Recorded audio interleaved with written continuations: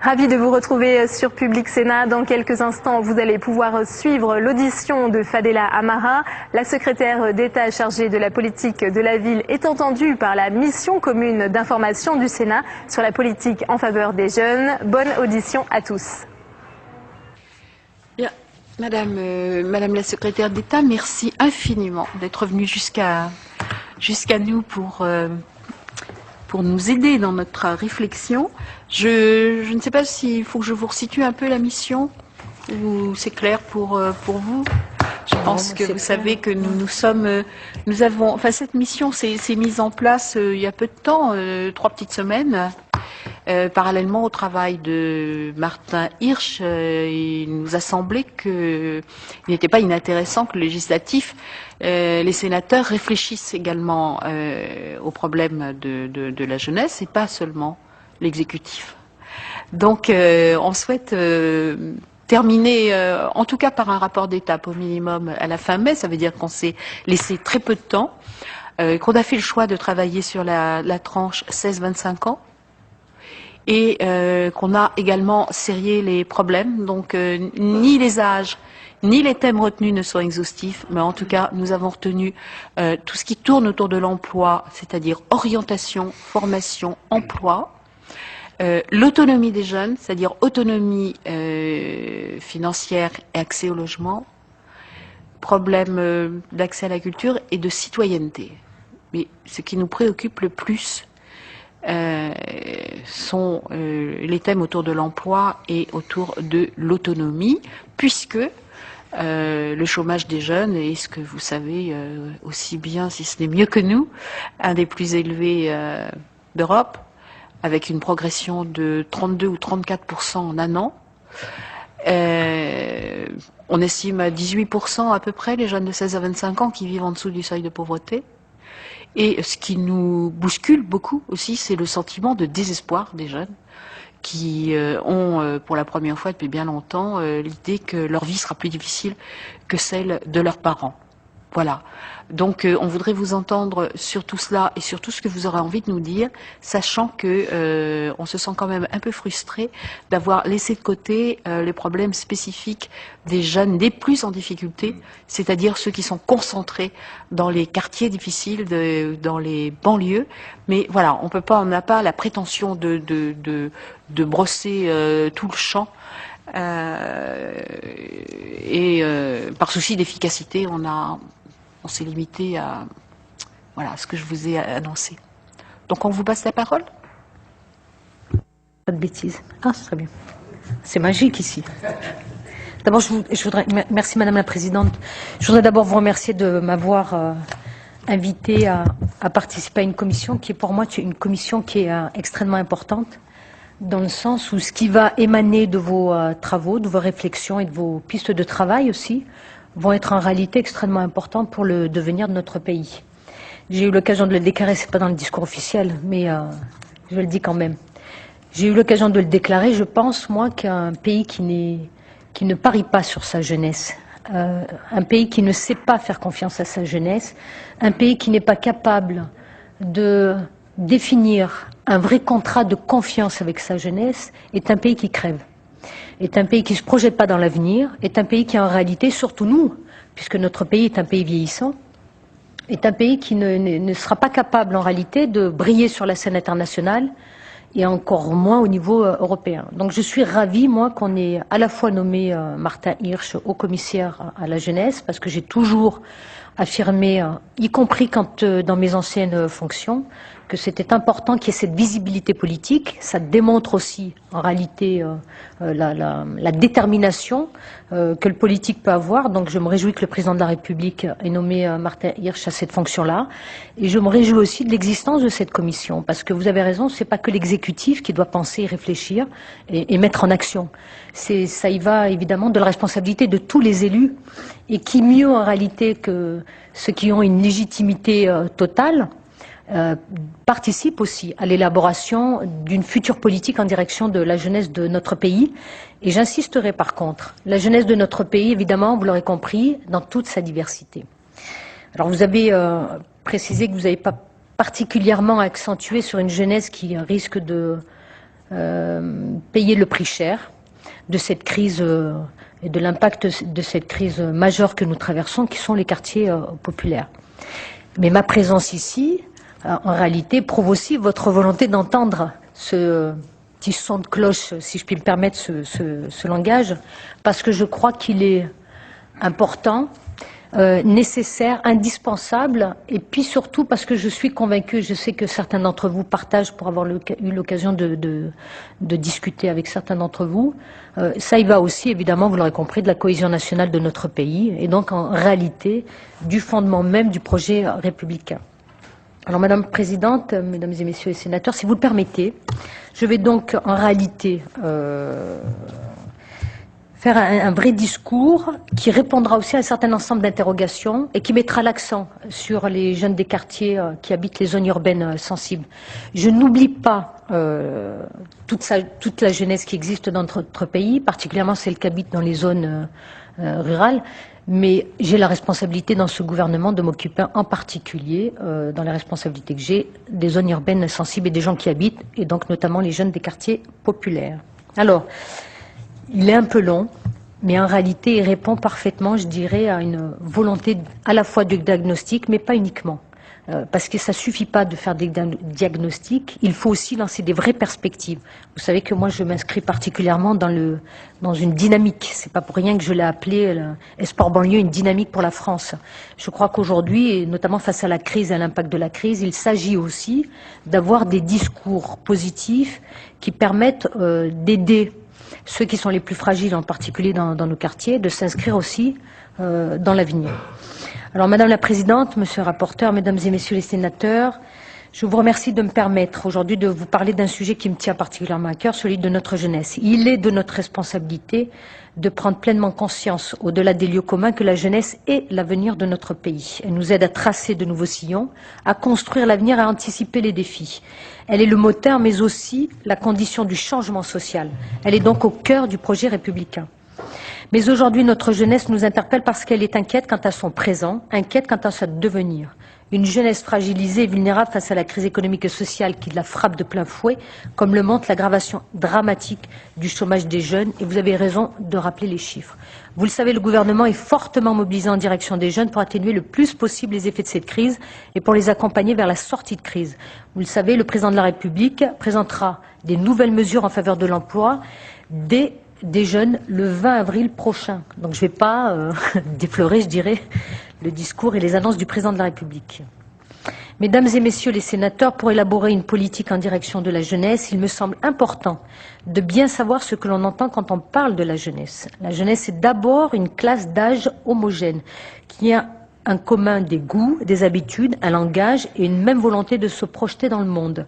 En France, on est jeune de 16 à 24 ans, mais en réalité, on est jeune jusqu'à 30 ans. L'allongement des études, l'année tardive dans la vie active, les difficultés pour trouver un logement, tous ces facteurs font que l'on reste chez parents beaucoup plus tard qu'il y a 15 ou 20 ans. La grande dépendance et la grande précarité dans laquelle vit notre jeunesse est une autre caractéristique actuelle. Les jeunes sont plus souvent qu'avant en CDD ou en intérim, ils sont de plus en plus touchés par le chômage, ils sont en première ligne dès que l'activité économique est ralentie, et nous le vivons actuellement. Les conditions de vie des jeunes sont en général beaucoup plus difficiles que pour les générations précédentes, notamment pour l'accès au logement. Sans même envisager de devenir propriétaire, beaucoup de jeunes qui travaillent sont dans l'impossibilité de payer un loyer tous les mois, malgré les efforts du gouvernement et notamment sur le plan de la caution. Nous sommes donc face à une situation extrêmement grave, puisque dans notre pays, 1 jeune sur 5 vit aujourd'hui en dessous du seuil de pauvreté, soit plus d'1,5 million de personnes. Mesdames et Messieurs les sénateurs, quand on regarde de près cette réalité sociale, on voit très nettement que la jeunesse n'est pas un groupe uniforme. Si certains pensent la jeunesse dans une globalité, en la considérant comme une classe sociale qui a besoin d'une réponse globale et uniforme et d'une politique publique globale, la réalité nous montre que la jeunesse est hétérogène. La jeunesse est marquée par de fortes disparités sociales qui reflètent d'ailleurs les déséquilibres et les inégalités de notre société. Il n'y a donc pas une jeunesse à proprement parler. Il y a ceux qui sont privilégiés et ceux qui ne le sont pas. Il y a ceux qui ont et ceux qui n'ont pas. Et au premier rang de ceux qui n'ont pas ou pas suffisamment, il y a les jeunes des quartiers et des banlieues en difficulté.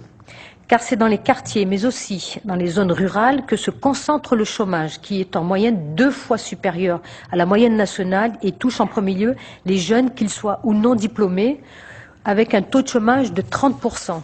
Depuis un an, dans les zones urbaines sensibles, le nombre de jeunes inscrits au chômage a progressé de plus de 50% et doublé pour les diplômés Bac+3 ou plus. Et ça, ce n'est pas tolérable. Alors oui, c'est important de mobiliser la jeunesse, mais face à cette crise économique sans précédent, nous devons surtout apporter des réponses concrètes, immédiates et sur mesure à ces jeunes qui sont les plus fragilisés. Cela ne signifie pas que nous devons figer les jeunes dans une catégorie, celle de la jeunesse des quartiers défavorisés. Les jeunes des quartiers ont trop longtemps été laissés pour compte, tout comme les autres habitants de ces territoires, dans un assistanat qui n'a que trop duré. Mesdames et messieurs, dans notre pays vieillissant, c'est bien dans les quartiers populaires que se trouve la majorité de notre jeunesse et donc notre avenir. Ce que je constate à chacune de mes visites de terrain, c'est que ces quartiers regorgent de potentiel et de force vive et je sais que nous sommes nombreux à le partager. Les jeunes font preuve plus qu'ailleurs de créativité et d'une certaine niaque. Ils sont des consommateurs précurseurs, la moitié d'entre eux veut créer sa propre entreprise. Bref, les jeunes des quartiers sont des acteurs dont notre économie ne peut pas se passer. Au siècle dernier, les habitants de nos quartiers et banlieues populaires ont été les forces vives de la nation qui ont porté la croissance à bout de bras, qui ont permis à la France de se relever des guerres, de la crise et de construire les 30 glorieuses. Les jeunes des quartiers sont aujourd'hui porteurs du même potentiel, du même espoir pour notre pays, pour peu qu'on remette en route l'ascenseur social, pour qu'on puisse poursuivre la lutte contre les discriminations et qu'on renforce le projet républicain. C'est tout le sens des déclarations du président de la République sur la promotion de la diversité sociale, sur sa volonté que les quartiers et les banlieues deviennent le vivier des compétences et des élites de la France de demain. Car comme il l'a déclaré avec force, un pays, je cite, un pays qui recrute ses élites dans 10% de la population, c'est tout simplement un pays qui se prive de 90% de son intelligence. C'est comme si la France ne faisait que 6 millions d'habitants. Il ne s'agit en aucun cas de faire l'aumône ou la charité. Nous devons donner aux jeunes des outils pour les aider à prendre leur place, s'émanciper et construire leur avenir. Et cela ne pourra passer que par l'éducation, cela passera par la formation, cela passera par l'apprentissage et cela passera, vous l'aurez compris, aussi par le travail. Mesdames et messieurs, je voudrais le réaffirmer avec force aujourd'hui devant vous, la cohésion nationale et l'avenir du projet républicain se jouent aussi dans nos quartiers populaires. La politique de la ville est donc une politique d'intérêt général qui relève de la responsabilité de tous. C'est pour cette raison qu'elle est par essence interministérielle, partenariale et contractuelle. Je vous rappelle que chaque ministre doit désormais rendre des comptes sur l'avancement de ses programmes triennaux en faveur des quartiers tous les trimestres dans le cadre du comité interministériel des villes. Il n'est pas question qu'on laisse l'entière responsabilité des quartiers chocs à l'État, alors que les quartiers chics seraient l'apanage des élus. C'est pour cette raison qu'une des premières batailles que j'ai engagées à mon arrivée au gouvernement est la réforme de la péréquation en direction des collectivités locales pour donner aux villes les moyens de mener cette politique. C'est également le sens de la réforme de la géographie prioritaire qui concentre les moyens de l'État en direction des territoires qui en ont le plus besoin pour traduire dans les faits la volonté du président de la République de, tout simplement comme il le dit, donner plus à ceux qui ont moins. C'est cette même recherche d'efficacité qui nous animera pour élaborer la nouvelle génération des contrats urbains de cohésion sociale, des dispositifs qui devront être élaborés avec tous les services de l'État et les collectivités territoriales autour des zones urbaines sensibles rénovées. Des contrats dont je souhaite étendre la durée pour donner à l'ensemble des partenaires de la politique de la ville une vision à moyen terme. Les quartiers prioritaires sont donc au cœur du projet républicain et au cœur de ces quartiers, la jeunesse est l'acteur principal de la transformation sociale. C'est elle qui changera la donne. Nous devons également travailler en particulier en direction des filles et des femmes, c'est pas étonnant que ce soit moi qui vous le dis, qui sont souvent victimes de comportements archaïques, intolérables, qui traduisent l'affaiblissement du projet républicain. Je vous rappelle juste les actes barbares qui existent encore dans notre pays, même si les médias n'en parlent pas, que ce soit les questions de viol collectif, que ce soit aussi la démultiplication du port du voile. Et que nous devons absolument remettre les femmes, j'entends, au centre des dispositifs. Elles sont le meilleur facteur et acteur d'intégration et la force motrice du changement social. C'est pour ça qu'avec Nadine Morano, nous avons lancé un appel à projet de 30 millions d'euros auprès des associations et des maires pour favoriser les modes de garde d'enfants innovants pour l'emploi des femmes des quartiers populaires, ce qui permettra en réalité de donner une certaine mobilité à ces femmes pour qu'elles puissent aller chercher du travail, et notamment pour les filles de moins de 30 ans. Mesdames et messieurs les sénateurs, nous devons donc concentrer tous nos efforts pour renforcer l'autonomie des jeunes.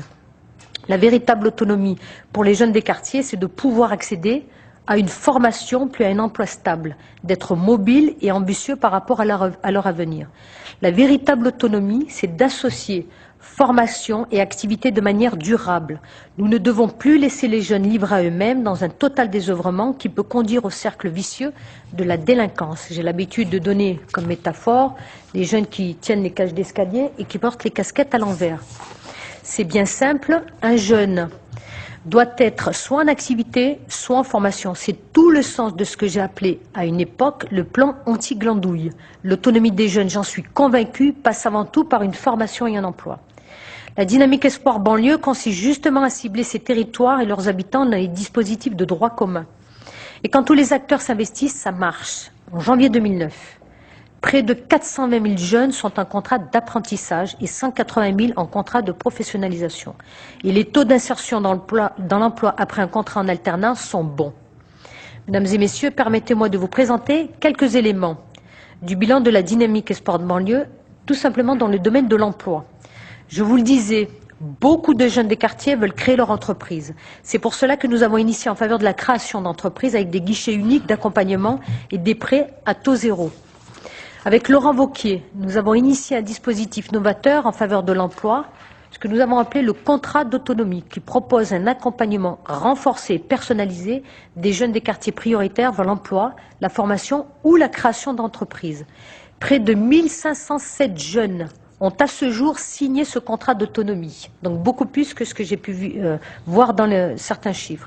Et nous mettrons tout en œuvre pour atteindre nos objectifs de 45 000 contrats d'ici fin 2011 et assurer une sortie positive après la période de coaching. Nous travaillons en particulier en partenariat avec les entreprises signataires de l'engagement national des entreprises pour l'emploi des jeunes que nous avons lancé avec Christine Lagarde. 86 entreprises et fédérations professionnelles se sont déjà engagées à recruter des jeunes de moins de 26 ans issus des quartiers prioritaires. En 2008, 11 500 jeunes ont déjà signé un CDI ou un CDD de plus de 6 mois et 3 600 jeunes ont décroché un stage ou un contrat d'alternance. Les entreprises signataires prévoit d'ores et déjà la création de plus de 40 000 emplois durables d'ici 2010. Il faut que je vous dise que quand nous avons signé l'engagement avec les grandes entreprises de notre pays, toutes se sont engagées à respecter en réalité les pourcentages des effectifs de l'embauche des jeunes des quartiers populaires. Donc normalement, les chefs d'entreprise se sont engagés d'ici 3 ans à respecter donc les engagements qu'ils ont pris avec nous. Je remercie évidemment les chefs d'entreprise qui sont très satisfaits de cette expérience et qui se sont engagés, comme je viens de le dire, à maintenir leur objectif sur 2009 et 2010 malgré la crise, en étant conscients de leur responsabilité accrue dans cette période difficile. Mais en complément de ces dispositifs qui ont été conçus en période de croissance, je vous le rappelle, nous devons aujourd'hui flécher au mieux l'ensemble des dispositifs mis en place par le gouvernement en faveur de l'emploi pour faire face à la crise en direction des jeunes des quartiers. Je veux parler évidemment, vous l'aurez compris, des 380 000 contrats aidés, de la mise en place du RSA, de la généralisation du contrat civique pour les jeunes de 18 à 25 ans, conformément aux souhaits du président de la République, de l'extension aussi du contrat de transition professionnelle et de tous les effets de la réforme actuelle de la formation professionnelle. Aux côtés de Brice Hortefeux, nous avons fait des propositions au président de la République en ce sens, notamment en ce qui concerne les contrats aidés, l'intérim et le développement des actions de parrainage et de tutorat des jeunes en entreprise. Nous devons évidemment également réfléchir à la pertinence des contrats aidés uniques pour éviter l'empilement des mesures. Nous sommes en stade de réflexion, mais peut-être effectivement, face à la démultiplication des différents dispositifs, peut-être qu'il nous faut penser à créer un seul et unique dispositif. Ce contrat constituerait une réponse simple, fondée sur le critère des territoires en difficulté et des situations individuelles de chômage. Vous le savez, la rénovation urbaine a été placée au cœur du plan de relance aussi, en tant qu'instrument efficace de dynamisation économique des quartiers et de création d'emplois à travers les clauses d'insertion qui bénéficient aux publics les plus en difficulté vivant à proximité des chantiers.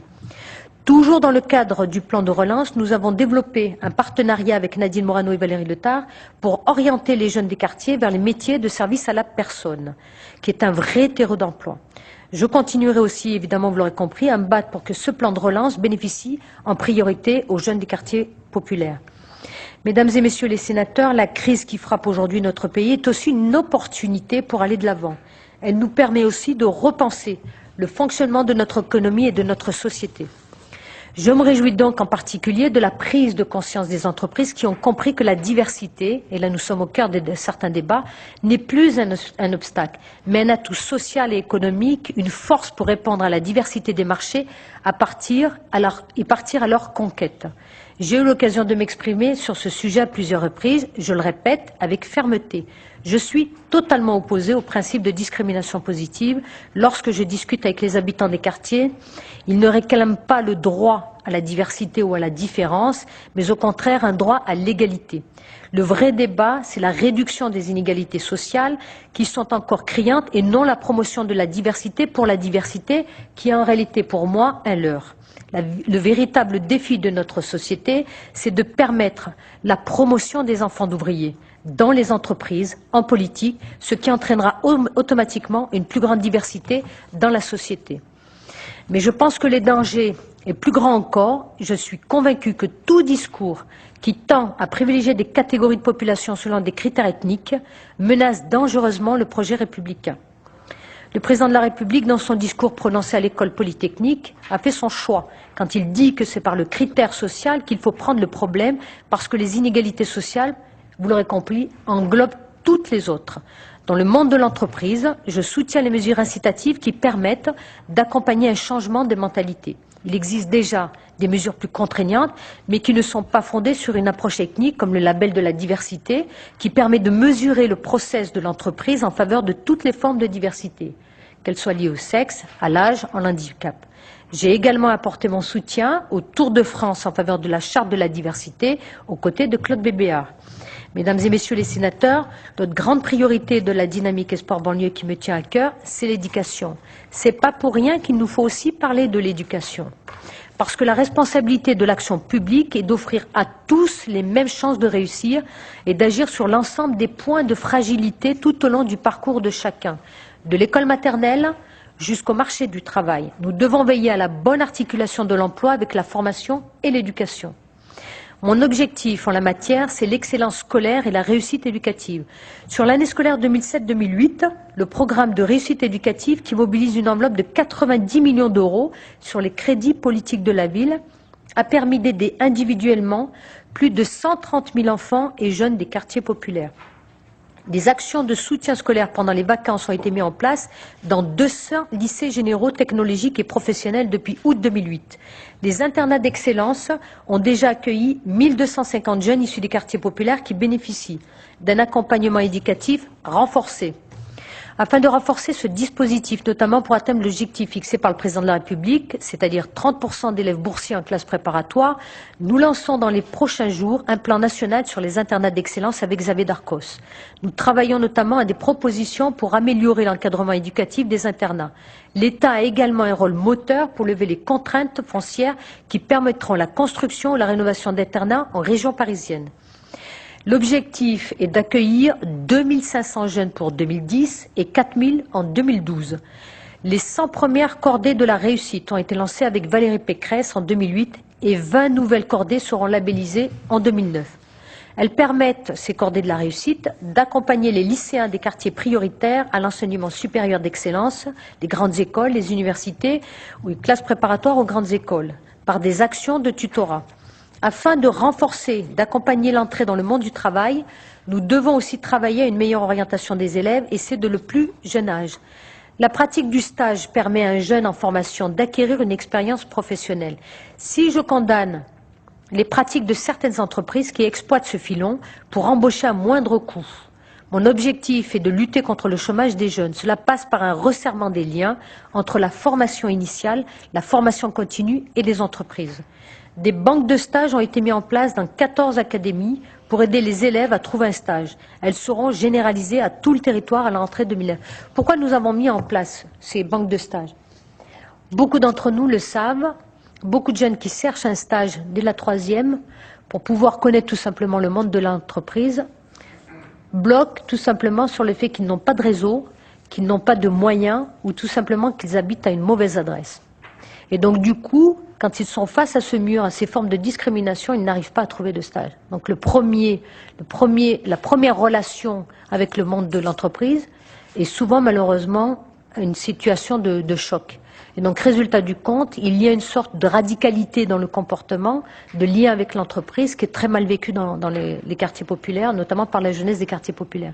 Donc moi, j'ai demandé à ce qu'on mette en place ces banques de stage qui permettent en réalité de fluidifier et de mettre en situation de stage sans qu'on connaisse le jeune, tout simplement sur les besoins précis de l'entreprise qui permettent en réalité de mettre le jeune en lien direct avec l'entreprise sans qu'on passe ni par son adresse, ni par son nom, ni par son sexe et autres. Le contrat de professionnalisation et l'apprentissage, la formation en alternance sont les solutions à développer, comme l'a souligné Martin Hirsch.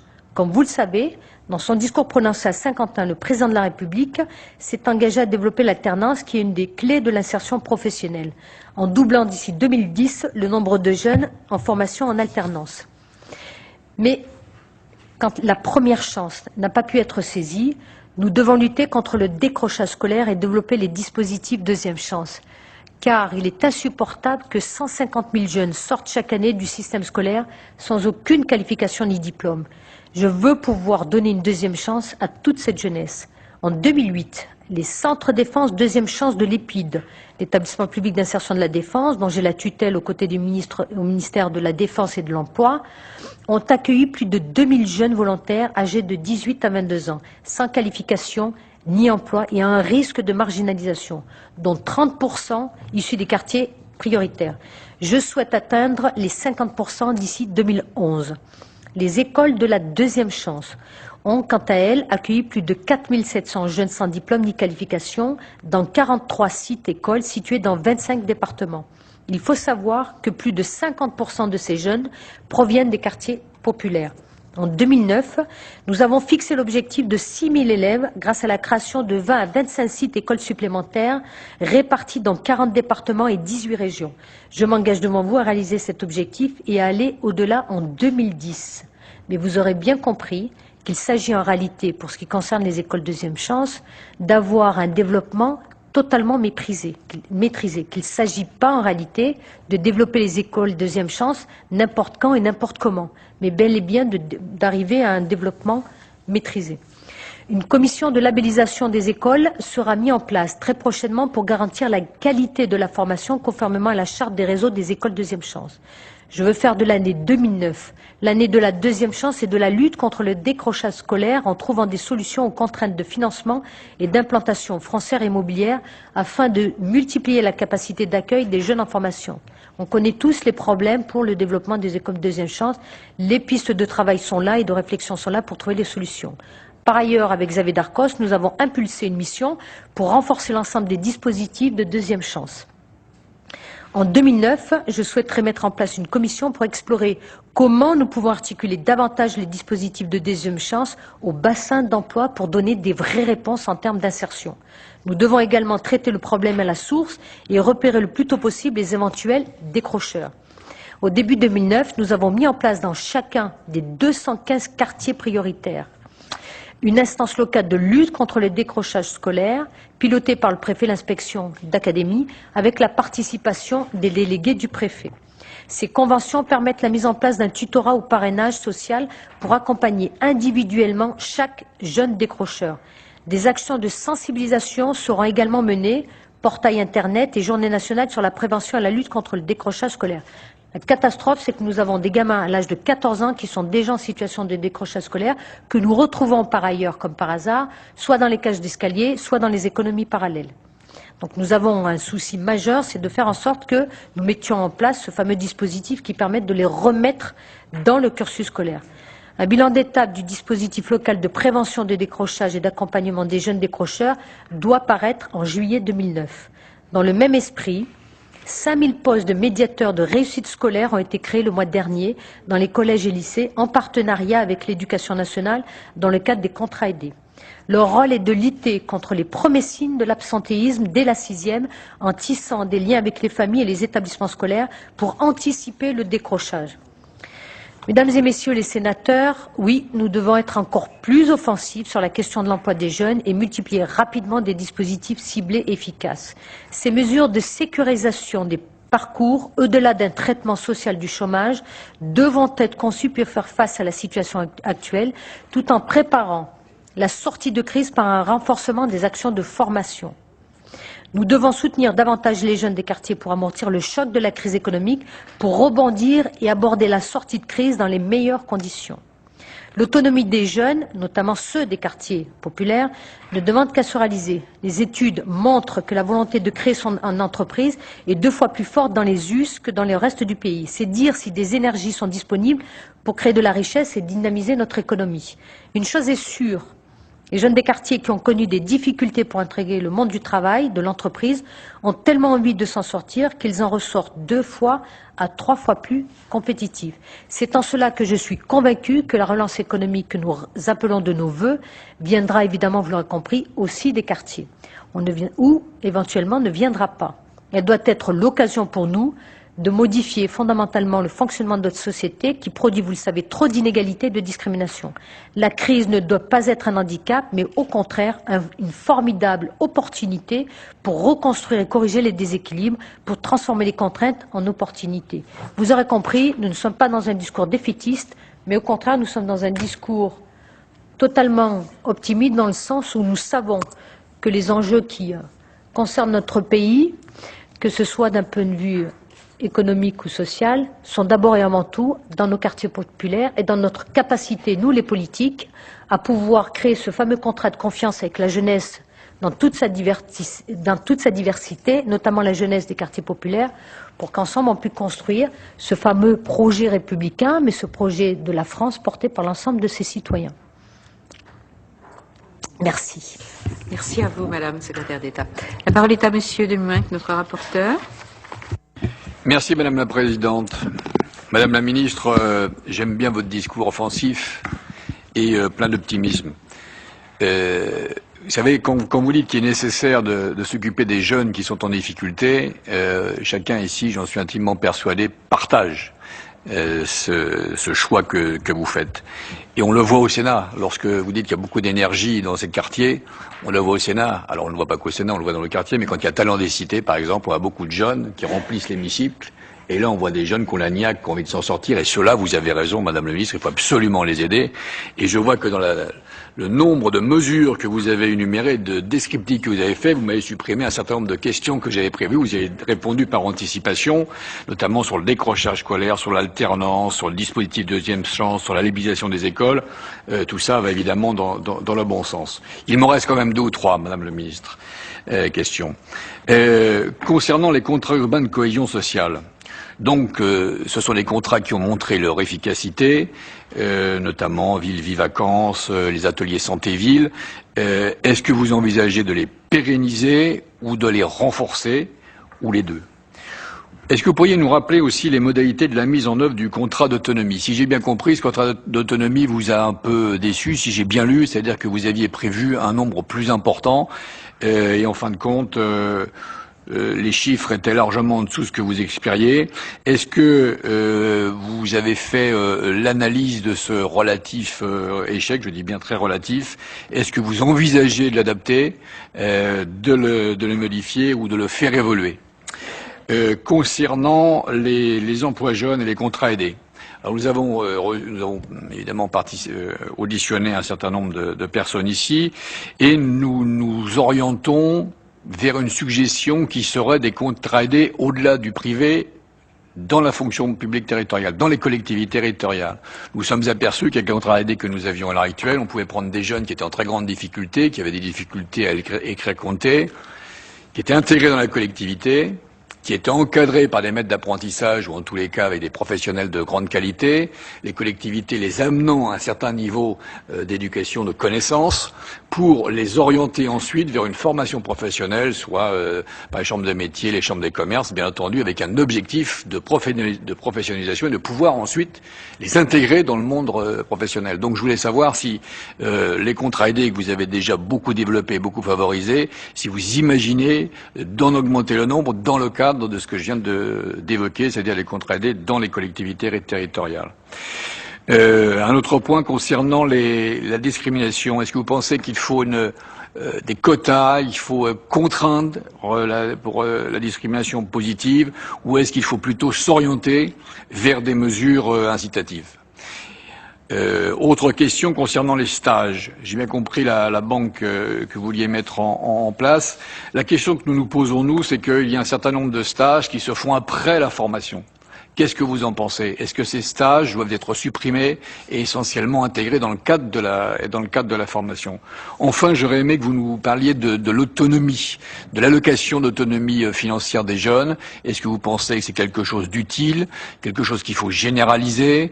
Est-ce que c'est une allocation qui est liée aux ressources de la famille, ou est-ce que c'est une allocation que l'on doit donner à chaque jeune? Voilà quelques questions que je voulais vous poser, Madame la Ministre. Très bien. On vous laisse répondre à ces nombreuses questions du rapporteur. Ensuite, interviendront Monsieur Etienne, Monsieur Bourquin et Madame de Montes, puis dans une première série. Alors, Monsieur le Sénateur, sur la question des CUPS, il faudrait que je vous dise un peu, à peu près, qu'est-ce que j'ai voulu faire quand j'ai intégré le gouvernement pour penser, élaborer la dynamique Espoir banlieue. Je pense que ce qui est important, et c'est pour ça que ça a pris du temps dès le départ, je voulais construire une politique de la ville sur mesure qui colle à la réalité des besoins des territoires et des gens qui habitent ces territoires. Je n'ai jamais pensé un énième plan banlieue, avec 4 mesurettes, allait répondre à l'ampleur, enfin, aux besoins justement des quartiers prioritaires. C'est pour ça que nous avons organisé d'abord les concertations, parce que on le sait tous ici, si les gens ne sont pas acteurs en réalité, ils sont plutôt dans une posture de subir, et donc du coup, ils ont une relation qui est très particulière aux politiques qu'on peut mettre en place. Moi, j'ai toujours détesté, bon, vous le savez, je suis issue d'un quartier zone urbaine sensible depuis très longtemps, il l'est toujours d'ailleurs, à mon grand regret. J'ai toujours vécu toutes les politiques qui ont été mises en place d'en haut, et on a toujours plus ou moins subi en réalité les politiques qui ont été mises en place. Je ne dis pas qu'elles ne sont pas terribles, il y a des choses qui étaient très bien qu'il faut souligner, donc que ce soit d'ailleurs les gouvernements de droite ou de gauche, il y en a d'autres qui laissaient à désirer. Mais une chose est sûre, c'est que je pense et je suis convaincue que on a raté un rendez-vous qui était un rendez-vous pour moi important. C'est-à-dire qu'on n'a pas été chercher le citoyen qui habite ces territoires-là pour que lui participe à la rédaction justement des politiques que nous devons mener en sa faveur. Et donc nous, quand on a organisé les concertations territoriales, certains appellent ça la démocratie de proximité, mettez-y ce que vous voulez comme concept, l'idée pour moi c'est surtout que les gens participent et que la question de la citoyenneté active, elle est importante. Et donc quand on a fait on a organisé des concertations territoriales, on a eu beaucoup de personnes qui ont participé à l'élaboration de la dynamique Espoir banlieue. Je vous dis ça parce que c'est aussi une manière de casser un sentiment de désespérance qui existe dans nos banlieues. C'est aussi une manière de faire en sorte que quand on s'approprie les choses et quand on rédige les choses, quand on participe, on est beaucoup plus actif et beaucoup plus productif. On n'est pas dans une posture victimaire, pour être très clair, pas dans une posture de consommateur. Vous savez que je ne suis pas très attachée en réalité à des politiques d'assistanat qui perdurent dans le temps. Je crois que tout ce qui peut aider à la réduction des inégalités territoriales et participer à des politiques de justice sociale doivent pouvoir en réalité mettre au centre le citoyen, mais le citoyen actif de ces politiques-là aussi. Je ne suis pas attachée aux politiques d'assistanat parce que je crois que c'est ça qui tue la dignité de l'individu et nous l'avons trop vécu dans les quartiers. Bon, je vous dis ça pourquoi? Parce que nous sommes arrivés à une période où la philosophie de la politique de la ville, aujourd'hui, telle que je la pense et telle que je la conçois, elle est un peu différente de ce qui a été mis en place. Et il se trouve que nous avons un rendez-vous législatif, c'est la loi qui nous le dit, les CUCS sont à réviser. Et dans le cadre des CUCS, moi je suis convaincue d'une chose, et c'est aussi le rapport du Sénat, et c'est aussi le rapport de la Cour des comptes et d'autres rapports qui existent, notamment sur la politique de la ville. Nous devons penser une nouvelle forme de contractualisation qui permette en réalité de donner de la visibilité à la politique de la ville, qui permettent de la rendre plus accessible, plus simple, et qui permettent surtout, dans la durée, d'avoir une certaine cohérence. Bon, alors oui, il y aura une révision, donc il y a la révision des CUCS.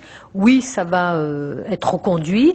Je suis favorable à ce que le temps de la durée des CUCS se rallonge, parce que je vous rappelle qu'il faut quand même que ça colle au même titre, je dirais, du temps qui est pris pour une rénovation urbaine. Ça me paraît logique en réalité, et c'est comme ça que je conçois la politique de la ville que j'ai voulu construire, à la fois la rénovation urbaine et à la fois la rénovation sociale. Il faut que ce soit en même temps. Alors on cible à peu près 5 ans pour rénover un quartier. Et je pense que les contrats urbains de cohésion sociale doivent aussi perdurer 5 ans, de manière à ce qu'il y ait une certaine cohérence des politiques entre les deux parties, les deux formes d'intervention dans les quartiers.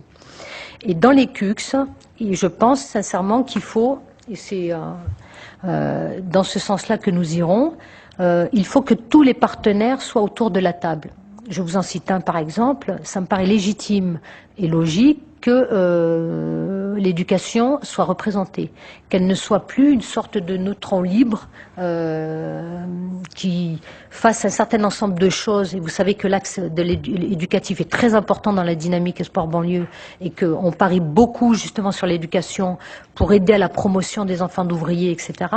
Et je pense que l'éducation a toute sa place sur la table des CUCS, parce que je crois que quand on est plusieurs acteurs à travailler dans le même sens, avec les mêmes objectifs, ça ne peut pas se concevoir en dehors des représentants de l'éducation nationale. Voilà, on ne peut pas travailler, dispatcher et s'éclater les uns les autres. Donc les CUCS vont être renouvelés, oui, ils vont être un peu plus nombreux, et on va recentrer les thèmes. Et nous en profitons aussi parce que, vous le savez, nous sommes en pleine révision de la géographie prioritaire. Donc nous avons lancé un livre vert qui, avec les préfets, organise la concertation la plus large possible. Il s'agit en réalité de poser le principe qui a été donné par le président de la République, de donner plus, d'aider plus les territoires en grande difficulté. La réforme de la géographie telle qu'elle a été lancée actuellement dans la concertation, elle doit nous donner la méthode, la méthodologie de concertation, et ensuite après on verra comment, avec les grands élus, les associations des représentants d'élus, on verra comment la nouvelle géographie prioritaire se redessine en fonction de ce que nous aurons comme résultat. Sur le contrat autonomie, 45 000 pour 2011. Nous maintiendrons les 45 000. Ce que je voudrais dire sur les contrats d'autonomie, c'est que c'est une mesure qui répond totalement à des besoins précis dans nos quartiers. Vous savez qu'il y a ceux qui sont très éloignés de l'emploi, ceux qui tiennent les cages d'escalier, ceux qui n'ont pas de formation, etc. Donc là, il y a des contrats spécifiques qui sont portés par la mission locale, encadrés par les agents de la mission locale qui font un sacré travail. Il y a des jeunes, nous le savons tous, qui ont besoin d'un suivi social plus important. Les contrats existent, donc c'est bien que ce soit et que la mission locale continue à remplir sa mission.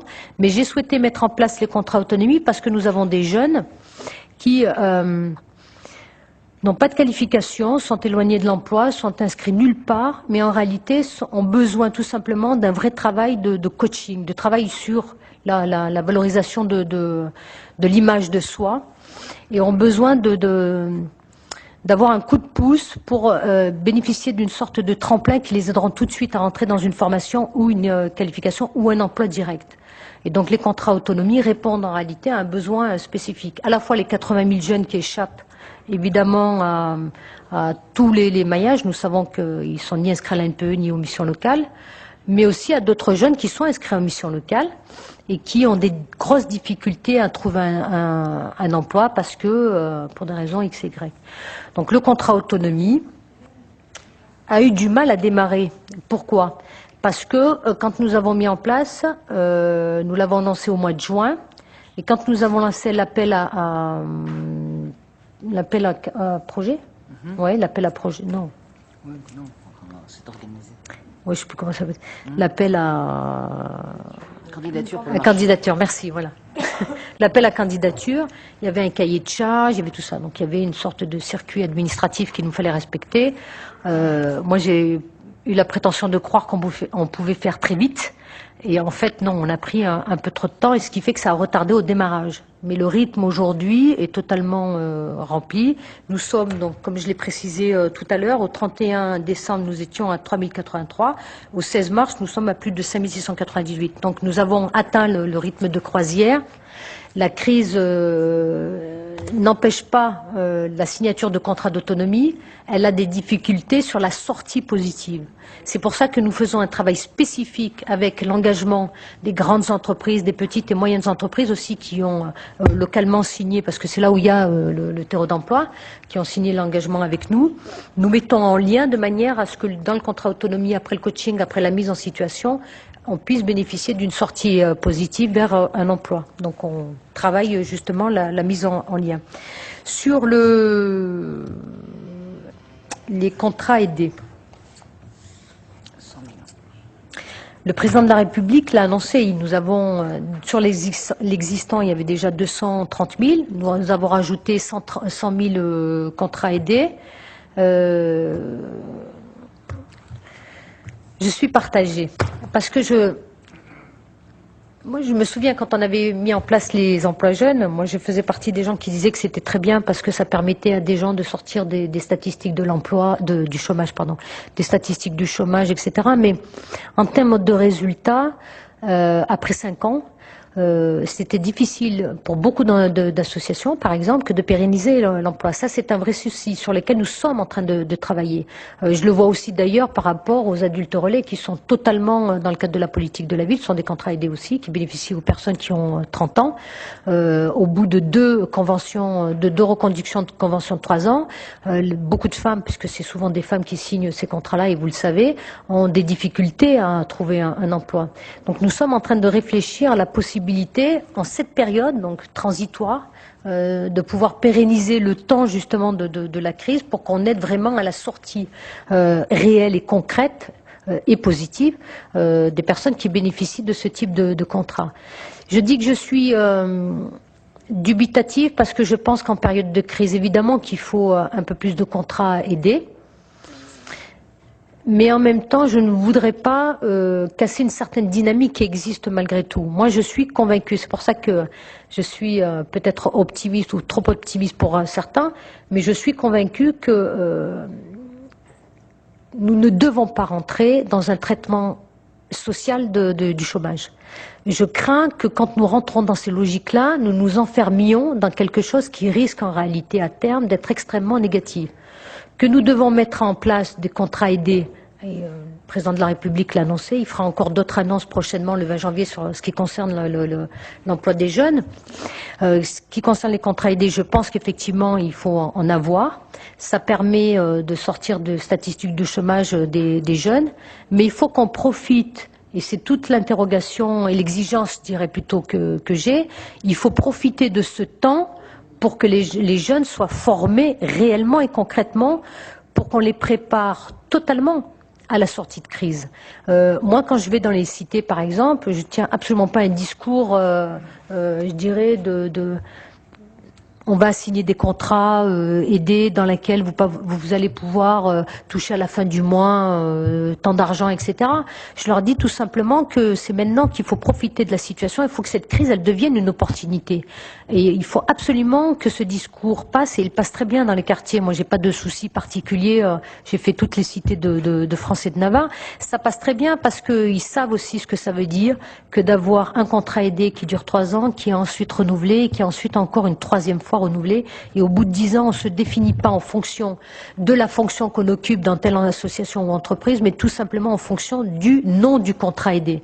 Je pense par exemple aux adultes relais qui se définissent en étant comme adultes relais, non pas dans la fonction qu'ils ont qu'ils occupent. Voilà. Et je pense que ça, c'est significatif des dérives qu'il faut éviter que nous ayons, parce que ça inscrit des gens dans d'autres logiques et ça ne les aide pas en réalité à être pleinement dans la situation d'une dynamique qui les sortirait justement des politiques d'aide. Voilà. Alors, sur le quota et les discriminations positives, vous connaissez ma position, monsieur le sénateur. Je suis totalement contre les discriminations positives, les politiques de quotas. Je pense que c'est extrêmement dangereux. Je le dis parce que c'était valable avant la crise, ça l'est encore plus aujourd'hui. Je trouve totalement irresponsable que de vouloir mettre en place des politiques de discrimination positive ou des politiques de quotas, par exemple, parce que tout ça, en réalité, il ne faut pas qu'on se raconte d'histoire. Les politiques de discrimination positive, en réalité, derrière, on pense politique de discrimination positive ethnique. On pense souvent qu'il faut donner plus aux jeunes issus de l'immigration arabe et aux jeunes issus de l'immigration subsaharienne parce qu'ils ont moins, etc. Mais les petits Benoît dans nos quartiers ont moins aussi, de la même manière. Donc, je ne supporterai pas que mon pays mette en place des politiques spécifiques pour les Arabes et les Blacks sous prétexte qu'il faut promouvoir la diversité. Oui, il y a de la discrimination, c'est une réalité. Je suis totalement lucide, je m'appelle Fadela, donc je sais quand même qu'il y a de la discrimination liée à l'origine qui existe. Mais je voudrais quand même souligner ici, comme je le fais d'ailleurs un peu partout aujourd'hui, je ne voudrais pas qu'on culpabilise les entreprises qui font un effort aujourd'hui. Il y a une dynamique qui a été lancée, il y a partout des chartes de la diversité qui sont signées, il y a l'engagement des petites et moyennes entreprises, des chefs d'entreprise, que ce soit dans des grosses boîtes ou des petites boîtes, qui s'engagent justement à embaucher les jeunes des quartiers populaires, quelles que soient leurs origines. Il faut avoir une attention particulière pour ceux qui sont issus de l'immigration, parce que c'est vrai qu'on revient de loin, c'est une réalité. Mais en même temps, ce qui était valable avant dans les positions que j'avais, elles sont encore plus valables aujourd'hui parce que nous sommes en période de crise. Si on oublie le petit Benoît aujourd'hui, nous risquons, si nous favorisons Mohamed et Mamadou pour être très clair, et nous oublions le petit Benoît, nous risquons en réalité de radicaliser notre société. Et nous risquons en termes d'impact politique je dirais, de faire ressurgir l'hydre de la peste qu'est l'extrême droite. Et je ne voudrais pas justement, alors que mon pays, à travers ce qu'a fait le président de la République, qu'on soit d'accord ou pas, peu importe, mais quand même une des premières victoires du président de la République, Nicolas Sarkozy, c'est d'avoir quand même un peu tué le Front National. Moi je m'en réjouis parce que on a un peu souffert dans les années 80-90, donc je me réjouis de cette victoire, et je ne voudrais pas que, même si ça part d'un sentiment généreux, je ne voudrais pas qu'en mettant en place des politiques de discrimination positive qu'on pense inconsciemment tous ethniques, on se retrouve dans une situation où l'impact politique, là, il est du côté de l'extrême droite. Voilà. Donc je ne suis pas favorable aux discriminations positives et à la politique de quotas. C'est pour ça que je ne suis pas favorable, même si je suis pour la mesure, qu'on crée un outil de la mesure de la diversité. Je voudrais juste, entre parenthèses, vous rappeler qu'il y a déjà 2 outils qui existent. Le critère juste, pour moi, est largement suffisant comme critère pour, même y compris, par exemple, le mettre dans les déclarations des ADS des chefs d'entreprise en fin d'année. Si on rajoute le critère juste, ça nous donnera une idée de la promotion de la diversité sociale. Et donc aussi, pour les gens qui sont issus de l'immigration, ça nous donnera pas la promotion de la diversité pour ce qui est les questions liées au sexe, liées à l'orientation sexuelle, etc., etc.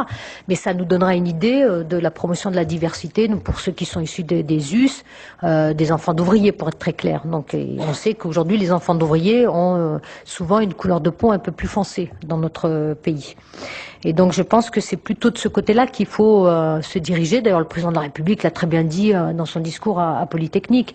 Ce qui m'intéresse aujourd'hui, c'est que ce critère-là soit connu et reconnu par tout le monde. C'est pour ça que je ne suis pas favorable aux statistiques ethniques. Si on se dirige de ce côté-là, parce qu'en tout état de cause, les statistiques ethniques, d'abord, on n'a jamais permis de régler la situation des Blacks aux États-Unis, pour être très clair, mais les statistiques ethniques, en réalité, amèneront en termes de réponse politique, en termes d'action, à la politique de quotas, auquel je suis défavorable.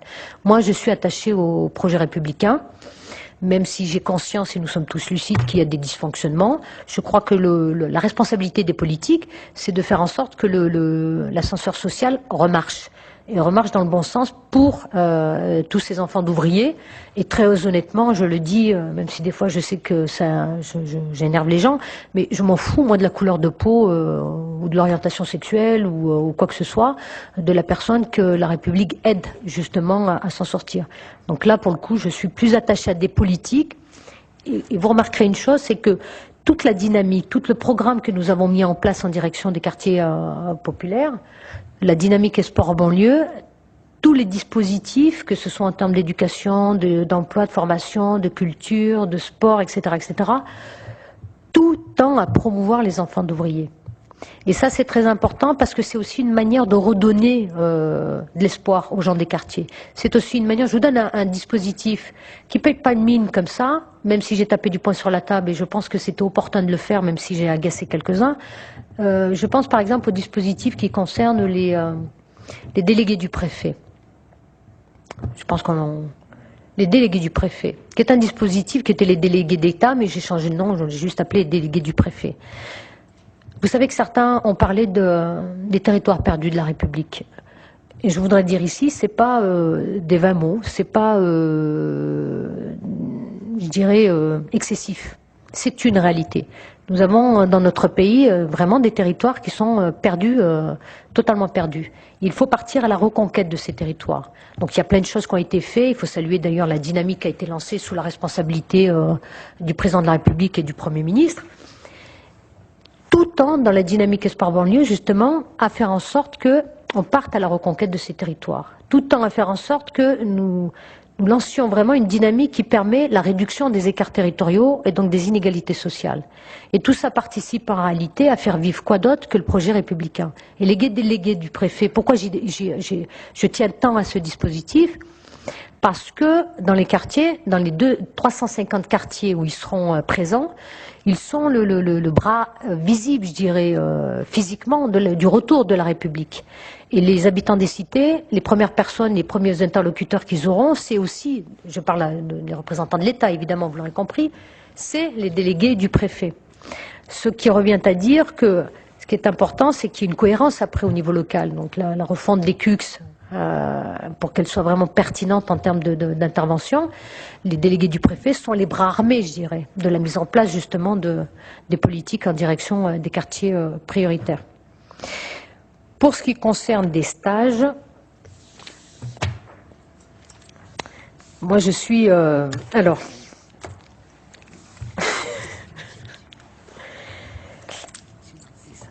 je pense en réalité, voilà, je pense que les stages sont un très très bon moyen, quand ils ne perdurent pas dans le temps, de faire connaissance avec le monde de l'entreprise et apprendre le code de l'entreprise. Mais il faut que ce soit dans un cadre précis, il faut que ce soit codifié, pour pas qu'il y ait d'abus. Moi, je suis très attentif aux jeunes qui ont manifesté ces dernières années et qui portaient des masques blancs. Je suis très attentif à leurs revendications parce que, dans le sens où je sens bien qu'ils ont tellement envie de faire des choses, qu'ils acceptent de faire des stages qui sont très longs dans le temps. Donc heureusement qu'il y a une législation qui a rattrapé le coup. Et je ne voudrais pas qu'on tombe dans les travers. Alors oui aux stages, quand ils sont bien cadrés, bien codifiés, parce qu'ils permettent réellement à des jeunes d'avoir une connaissance de l'entreprise, d'apprendre les codes. Moi j'ai un problème dans les quartiers, c'est que vous avez beaucoup de gamins qui ne connaissent pas les codes de l'entreprise. Le contrat autonomie, pour la première partie, je dirais, du contrat autonomie, ce fameux coaching, il permet justement, au-delà du travail sur soi, bon, pour bien se présenter, pour bien parler, etc., il s'agit aussi d'apprendre le code de l'entreprise. Moi, les chefs d'entreprise, quand je les rencontre, ils me disent tout simplement, vous savez, nous, on a un problème, c'est que les gamins ne connaissent pas le fonctionnement de l'entreprise, les codes, etc. Donc, du coup, très vite, ils sont marginalisés. Malgré la bonne volonté du chef de l'entreprise. Je ne parle pas de ceux qui discriminent, ceux-là, ils ont été montrés du doigt. Mais ceux qui font preuve de bonne volonté. Donc oui, les stages, moi, je suis assez favorable, pourvu qu'ils soient cadrés et bien codifiés. Voilà. Maintenant, sur l'allocation autonomie des jeunes. Il y a deux formes d'autonomie. Il y a celle qui permet d'aider à l'émancipation de l'individu et il y a celle qui malheureusement, le mettra en situation de dépendance. Je veux qu'on fasse attention à ça, parce que moi, je suis attachée, évidemment, vous l'aurez compris, à ce que notre jeunesse, elle soit autonome. Et puis d'ailleurs, peu importe les ressources des parents. Je pense que c'est important qu'on donne les moyens. Moi, je suis très attachée à l'égalité. Et donc, que ce soit un enfant de bourgeois, pour aller très vite, ou un enfant d'ouvrier, je pense que s'il doit y avoir une allocation d'autonomie, ça doit être pour les deux. Parce que les deux méritent qu'on s'occupe de leur émancipation et qu'on les aide à devenir des êtres autonomes. Et pour ça, je ne veux pas qu'on fasse de différence entre les deux types de jeunes. Donc je suis attachée à l'autonomie pourvu qu'elle ne soit pas une autonomie en réalité qui amène à des formes d'assistanat. Voilà, c'est ma grande inquiétude. Et c'est des débats qu'il y a dans notre pays depuis très très longtemps. Je suis attachée à ce que nos étudiants, par exemple, soient totalement libres de pouvoir étudier tranquillement et sereinement. Si on veut que demain notre pays soit compétitif, il ne faut pas qu'ils fassent 2-3 travails en même temps que les études. Donc il faut qu'ils aient les moyens de pouvoir étudier, mais en même temps il faut aussi qu'il y ait une sorte de redistribution. Je ne sais pas comment on peut dire ça en réalité, mais une sorte de retour, voilà. Il y avait une chose qui existait, je ne sais pas si ça existe d'ailleurs encore, il faudrait que je vérifie. Le Conseil général, à une certaine époque, les collectivités territoriales signaient avec des étudiants aux métiers sociaux des contrats. Ils payaient les études pendant 3 ans et les jeunes qui bénéficiaient justement de ce type de contrat, pendant 5 ou 10 ans, travaillaient au Conseil général, soit assistante sociale, soit éducateur, etc. Je trouve que ça, c'est un bon principe. C'est un principe qui, en réalité, permet de dégager totalement l'étudiant des problèmes de logement, des problèmes de culture aussi, parce que quand on parle d'autonomie, évidemment, il faut parler de tout, hein, à la fois le logement, la culture, l'accès à la culture, ça coûte cher encore aujourd'hui, même si on a la gratuité grâce à la ministre de la Culture albanaise, même si aujourd'hui les moins de 26 ans ont la gratuité pour les musées, etc. Je pense qu'il faut aller encore plus loin que ça, mais je pense aussi qu'il faut vraiment qu'il y ait un retour. Voilà, c'est comme une sorte de retour sur investissement, quoi. Voilà, on parie sur un jeune, on paye ses études, mais en contrepartie, il faut qu'il y ait une contrepartie. Je pense que c'est un bon principe, ça. C'est un bon. J'espère que j'ai répondu à tout là. Simplement, Madame la ministre, concernant les collectivités territoriales, les contrats aidés, il n'est pas du tout question dans mon esprit, dans notre esprit, de traiter le traitement social du chômage. C'est-à-dire que c'est des jeunes qui sont tellement éloignés de l'emploi que les entreprises, comme vous l'avez indiqué, ne vont pas les embaucher parce que ça ne va pas marcher. L'idée, c'est de donner la possibilité aux collectivités, alors celles qui veulent s'engager, bien entendu, il n'y aura pas de terme d'obligation, mais en disant, voilà, il y a un jeune qui a beaucoup de mal, qui sait à peine lire et écrire, on va en prendre 2, 3 ou 4, l'objectif c'est de les mettre à niveau. De leur donner une formation professionnelle dans les métiers en tension. Il y a tout ce qui est bâtiment, par exemple, avec des maîtres d'apprentissage, avec un objectif, bien entendu, de les insérer dans la vie professionnelle en passant des CAP. C'est-à-dire, c'est pas renouvelable, sauf si le jeune loupe le CAP. C'est-à-dire, c'est vraiment objectif, insertion professionnelle. Il y a un truc aussi, oui, mais moi je suis favorable à ça. Il y a aussi un autre dispositif qui existe, qui est pas mal, mais qu'on ne met pas assez en avant, à mon avis, c'est les cadets de la République, par exemple. C'est un bon dispositif qui permet aux jeunes qui habitent les quartiers populaires de pouvoir entrer par ce biais-là dans la fonction publique et dans les métiers qui sont des métiers qui sont un peu décriés dans nos quartiers, mais qui sont indispensables si on parle de l'ordre républicain émancipateur. Merci, merci Madame. Nous allons passer à 3 autres questions. Monsieur Etienne. Oui, merci Madame la Présidente. Oui, Madame la Ministre, vous n'êtes pas une adepte de l'orthodoxie de l'échange conventionnel et puisque je pense que vous permettez d'être un peu libre dans le propos qu'on peut tenir, je vous dirais que j'ai apprécié déjà la manière dont vous venez de répondre dans le détail à toutes les arcanes du développement que monsieur le rapporteur a évoqué. Moi, je vois dans votre propos introductif 2 grands volets. Le premier, un relevé de terrain dans lequel vous excellez. On voit bien que vous êtes du cru quelque part. Vous savez ce dont vous parlez, je vous ai vu à l'œuvre d'ailleurs à plusieurs reprises, et notamment à Vitry-le-François, j'ai apprécié. Et il n'y a pas de problème, le diagnostic, il est impeccable et on ne peut qu'y souscrire. Et même, il est criant de vérité et de douleur en même temps.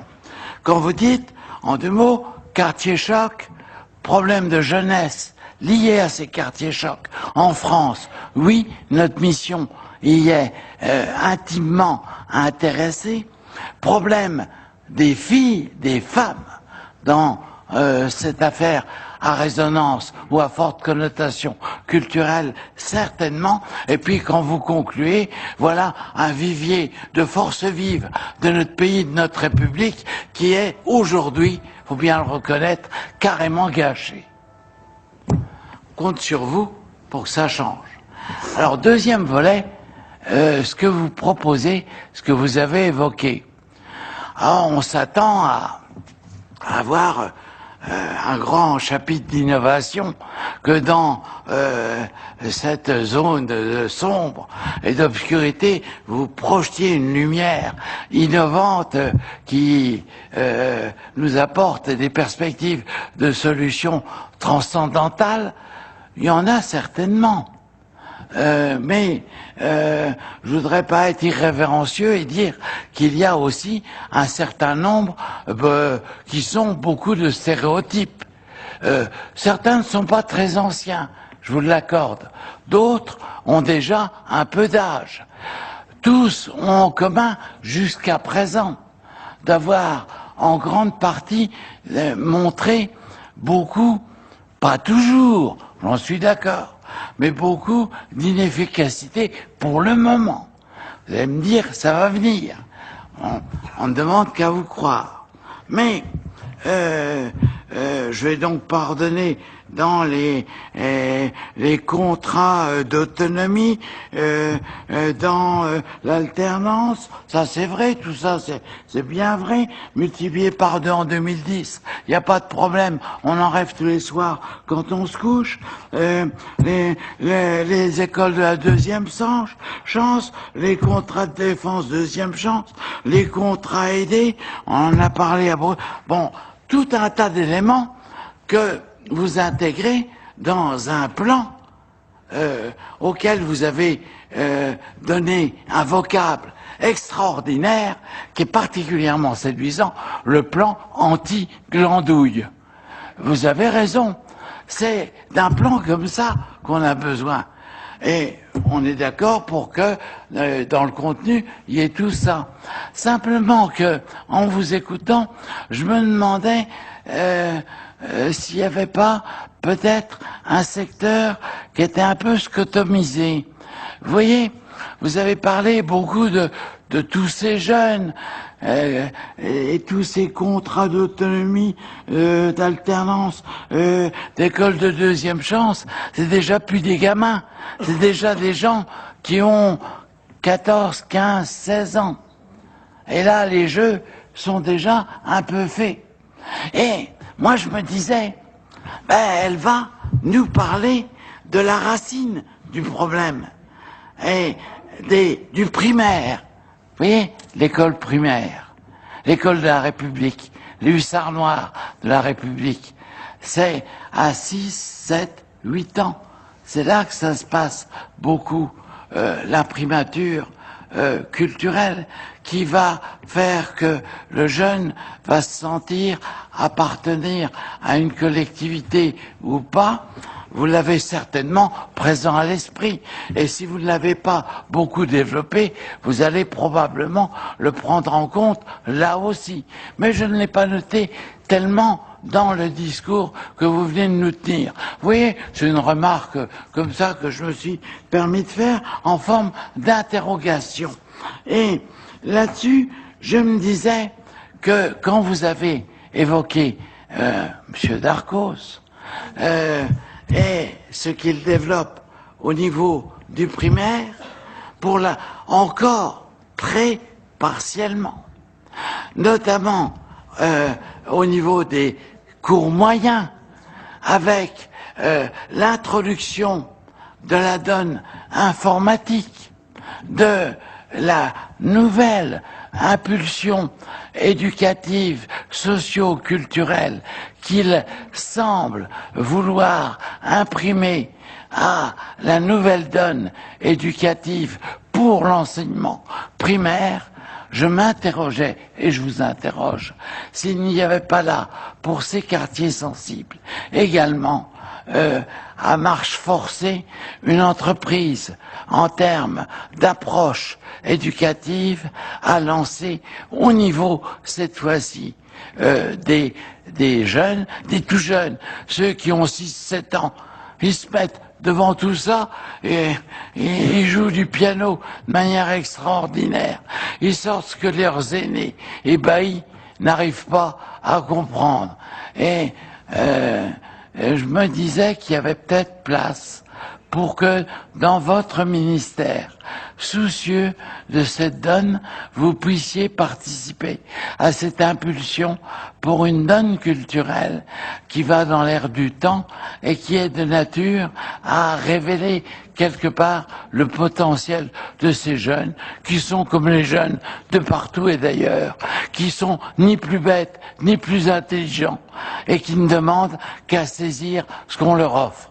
Alors, je voulais vous interroger sur cette préoccupation, si vous la partagiez, si vous la preniez en compte, si vous en faisiez au même titre que les écoles de la deuxième chance, les contrats d'autonomie, les contrats aidés et tout ça, une possibilité d'inflexion de la maturation éducative que l'on pouvait impulser dans ces quartiers chocs qui sont pourtant d'authentiques viviers pour les forces vives de notre pays, mais pour lesquels je pense qu'il convient d'agir au tout début et le moins tardivement possible.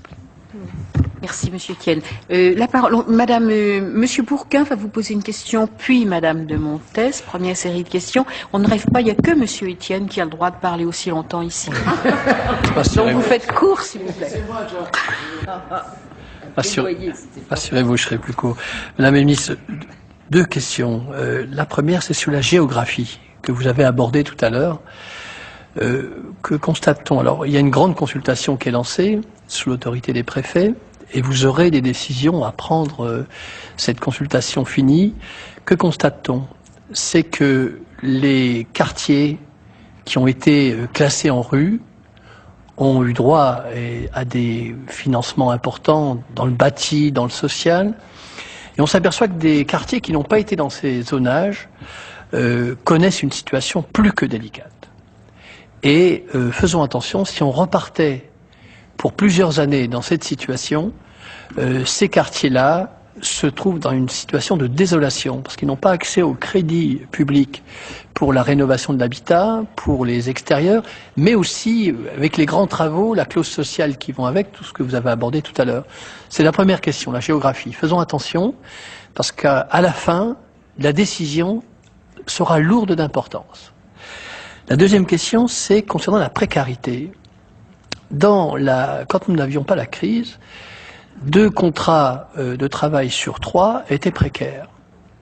Et quand il y a les coups d'accordéon de l'industrie, c'est accompagné de contrats d'intérim massifs dans les cités. Et les choses, lorsque le coup d'accordéon va dans l'autre sens, les renvois d'intérimaires sont massifs aussi. Et la question de la précarité est une question essentielle sur laquelle il faut que planchent nos sociétés.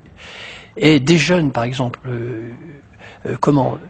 des quartiers ont une mission intérim, parfois longue, 18 mois, et sont remerciés du jour au lendemain avec peu de droits. Avec peu de droits.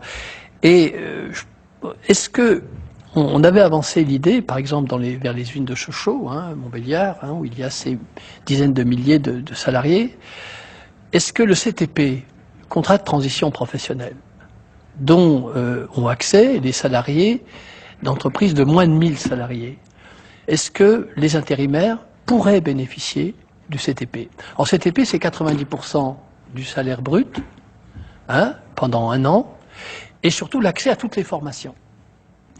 Et on pensait que pour les intérimaires, ça serait vraiment une bonne solution. Alors, c'est qu'un aspect du problème, mais la précarité est vraiment la question essentielle. Parce que, tout à l'heure, vous avez abordé toute la série des dispositifs. On s'aperçoit que quand il y a rupture dans le processus d'insertion, il faut parfois tout recommencer. Et l'idée, c'est de garder un processus d'insertion continue pour qu'ils parviennent au CDI, à l'insertion par le travail et l'insertion sociale qui va avec. Et le gros problème est là. Et je pense qu'il faut qu'on travaille tous sur cette question de la précarité qui est une question essentielle. Et dernière chose, mais là c'est plus en forme de question que de constat, je pense que les choses se sont, avec la crise, dégradées extrêmement sensiblement dans les quartiers. Mais vraiment extrêmement sensiblement. Et quand on a constaté, et il fallait le faire, ce qu'on a fait pour le crédit, ce qu'on a fait, je pense que pour les quartiers et les banlieues, il faut qu'on ait un plan d'urgence au moins aussi fort. Sans négliger tout ce qui se fait. Je travaille comme maire avec le PRE, avec le CUCS et tout ce qui va avec. Mais il faut faire prendre conscience à toutes celles et ceux qui dirigent que quand on a vu ce qu'on a pu faire en quelques semaines pour sauver le crédit, il faut faire la même chose pour les banlieues. Sinon, on jouera les pompiers encore une fois. Et c'est pour cela qu'il faut que vous ayez les moyens de le faire et que comment on assure très vite l'inclusion de ces quartiers dans la société française. Et pour l'instant, les choses sont en train de se décrocher. Moi, je le constate comme maire, les choses se décrochent en ce moment. Anne Le Montes. Oui, j'aurais plusieurs interventions à faire, mais je ne vais pas les faire. Je vais me centrer sur l'école. Pour reprendre, pour poursuivre ce qu'a dit M. Etienne.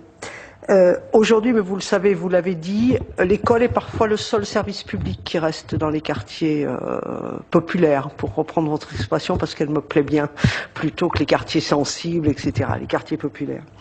Les évaluations aux connaissances scolaires ont montré une effroyable corrélation entre les résultats et les lieux de vie des enfants. Je ne fais pas de dessin. En CM2, donc à la fin de l'école primaire.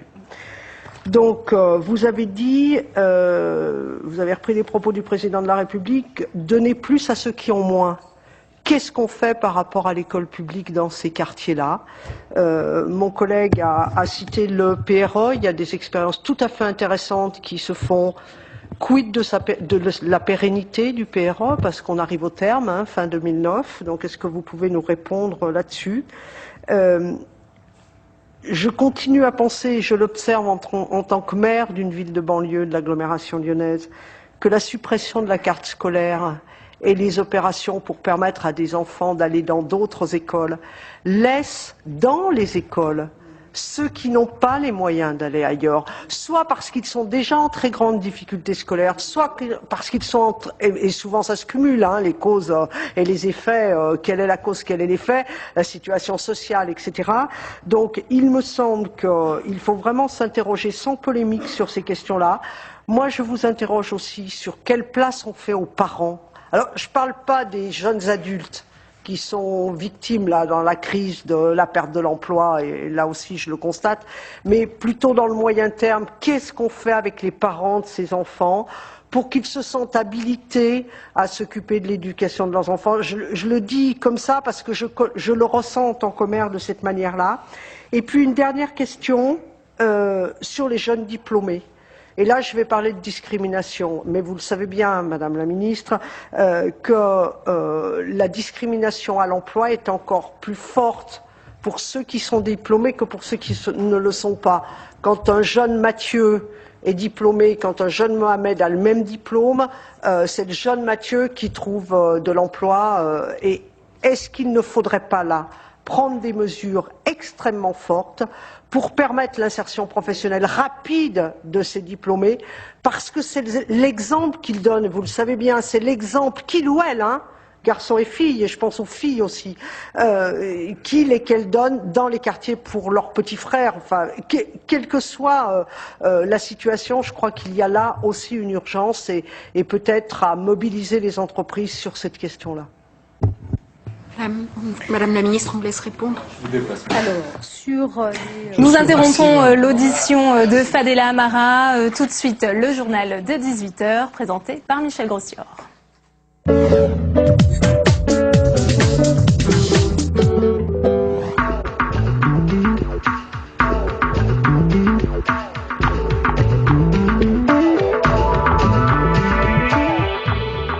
Bonsoir à tous, bonsoir Delphine Girard. Au sommaire du 18h de Public Sénat, les salariés de l'équipementier Heuliez devront attendre jusqu'à demain matin pour être fixés sur leur avenir. Le tribunal de commerce reporte de 24 heures sa décision sur un éventuel redressement judiciaire de l'entreprise qui défend son modèle de voiture électrique. Quel avenir pour cette alternative au moteur à explosion? Des spécialistes en débattront au cours de cette édition. Aux États-Unis, Barack Obama prévient que la restructuration de l'industrie automobile imposera des choix impopulaires. Blocage total des ports de Boulogne-sur-Mer et de Calais par les pêcheurs. Ils réclament une augmentation de leurs quotas. Des dizaines de milliers de fillettes et de jeunes femmes vivant en France sous la menace de pratiques barbares. Une campagne d'information leur est destinée. Mutilation sexuelle, mariage forcé, lancement donc d'une campagne nationale d'information. Parmi nos invités ce soir, notez-le, Jean-Pierre Raffarin sera avec nous dans une dizaine de minutes. À 18h45, Jean-Luc Mélenchon sera l'invité de Face à nous. Ségolène Royal était aujourd'hui à la tête de la manifestation en soutien à l'entreprise Heuliez. Ça s'est passé à Niort. Oui, alors les 1000 salariés de l'équipementier automobile menacés de licenciement devront encore attendre. Le tribunal de commerce de Niort a reporté sa décision à demain 11h. Toutes les parties s'accordent cependant à demander un redressement judiciaire avec une période d'observation, le temps de trouver de nouveaux investisseurs. Ce matin, les salariés ont défilé dans les rues de Niort pour marquer leur détermination à sauver une entreprise selon eux viable. Le récit de cette journée avec Olivia Audemars. Ce devait être le jour J pour les salariés de Liège. Réunis ce matin devant le tribunal de commerce de Niort, ils manifestaient pour montrer leur détermination à sauver une entreprise viable. Aujourd'hui, on a plus d'espoir que de crainte, on va dire. On espère qu'il n'y ait pas liquidation judiciaire, mais seulement redressement. Mais les salariés devront encore attendre après le report de la décision du tribunal en fin d'après-midi. À l'issue d'une audience d'1h30, les syndicats ont toutefois indiqué que toutes les parties étaient d'accord pour demander un redressement judiciaire. Parmi les raisons d'espérer, la décision de l'État d'injecter 10 millions d'euros minimum via le Fonds stratégique d'investissement. La région Poitou-Charentes, dirigée par Ségolène Royal, a mis quant à elle 5 millions sur la table. La présidente du conseil régional présente dans le cortège a tenu à mettre en avant la viabilité du nouveau projet de Liège. En plus, aujourd'hui, nous avons des carnets de commandes pleins, puisque nous avons déjà 4000 commandes de voitures électriques et personne ne comprendrait que cette industrie soit sacrifiée.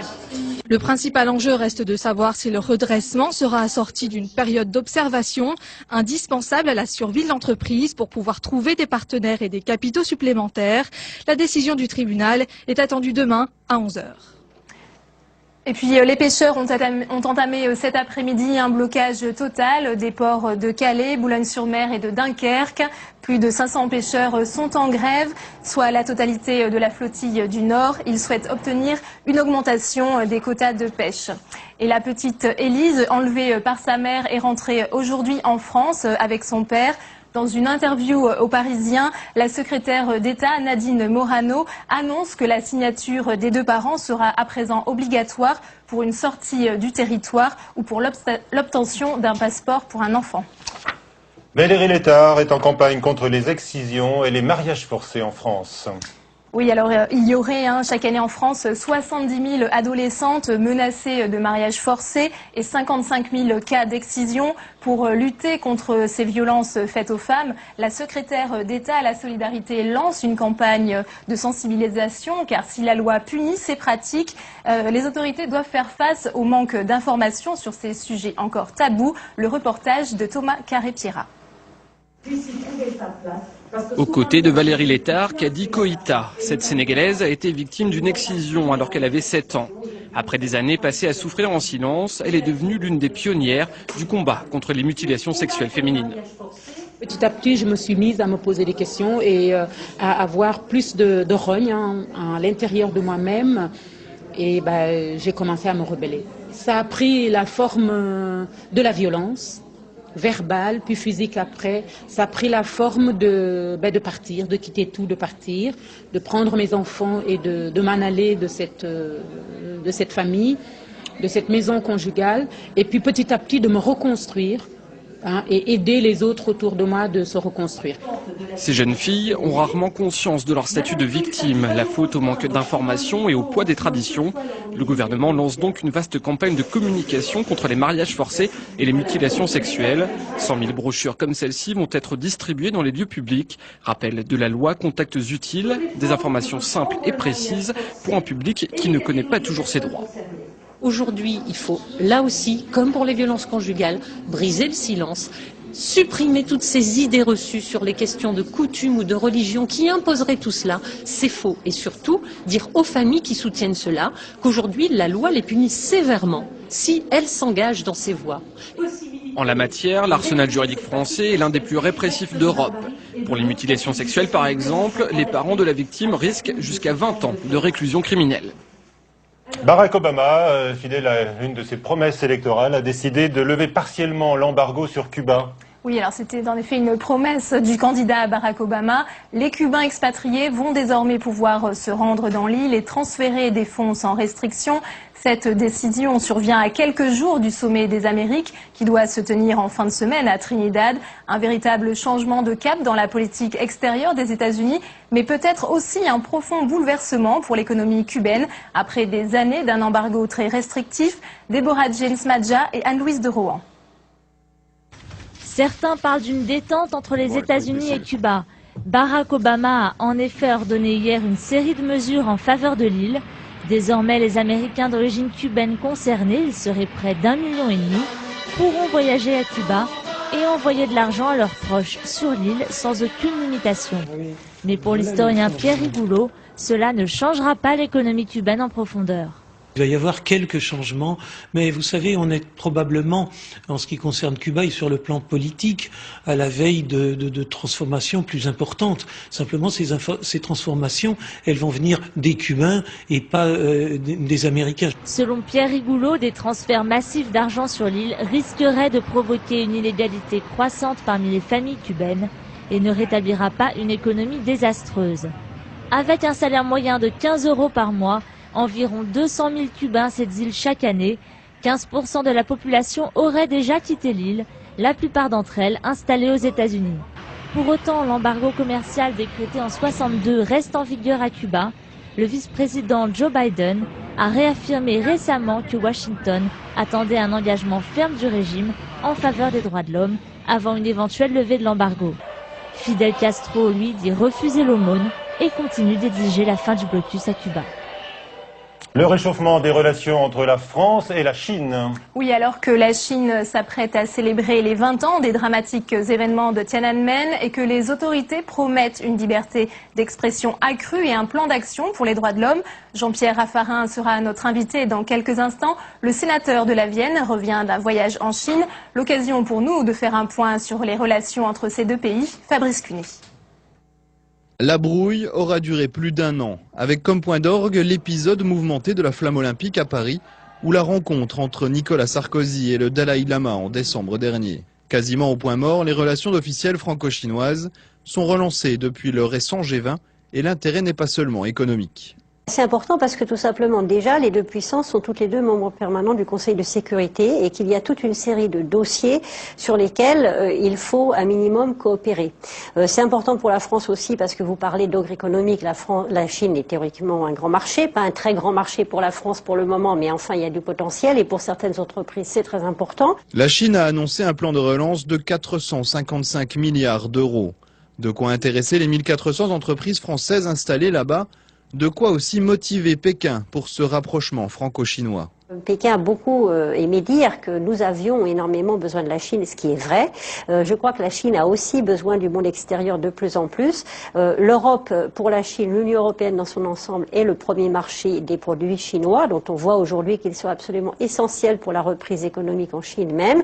La France, parmi ces pays, est un acteur important. C'est un acteur important en termes de transfert de technologie également. Au-delà des échanges économiques, de grands dossiers internationaux attendent Françaises et Chinois. Un rapprochement durable entre les deux pays pourrait ainsi faire avancer les questions environnementales ou l'aide aux pays africains. Les obsèques de René Monory, ancien président du Sénat de 1992 à 1998 et figure de la Ve République, auront lieu jeudi à 11h dans la Vienne, à Loudun, sa ville natale. Tout le week-end, les hommages se sont succédés. Gérard Larcher saluant un homme résolument tourné vers l'avenir, un visionnaire d'une curiosité insatiable. Merci Delphine Girard. La suite du 18h, tout de suite, notre invité Jean-Pierre Raffarin.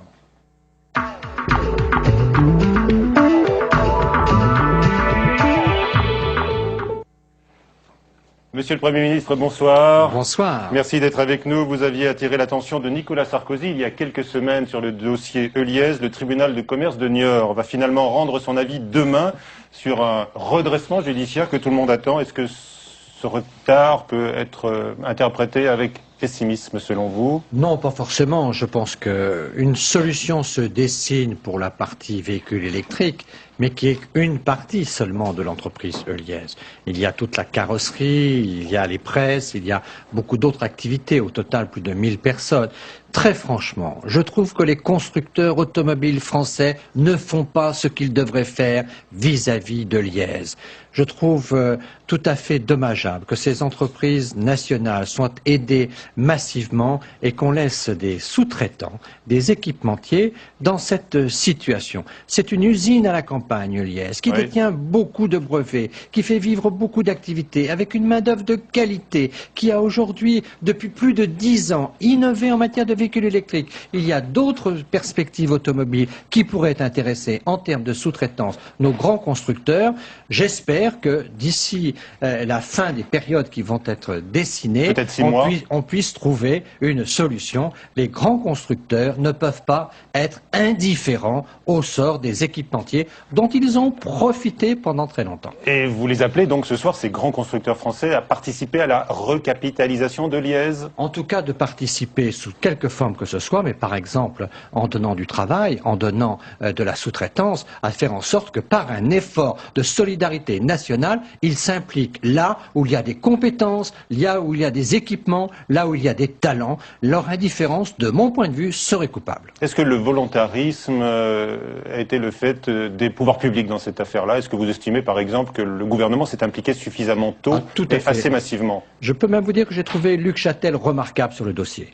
Il est allé sur place, il a mené beaucoup de réunions, il a trouvé une solution pour la partie véhicule électrique. Il faut aller au-delà maintenant sur la carrosserie et les autres formes d'équipements qui sont fournis par Heuliez.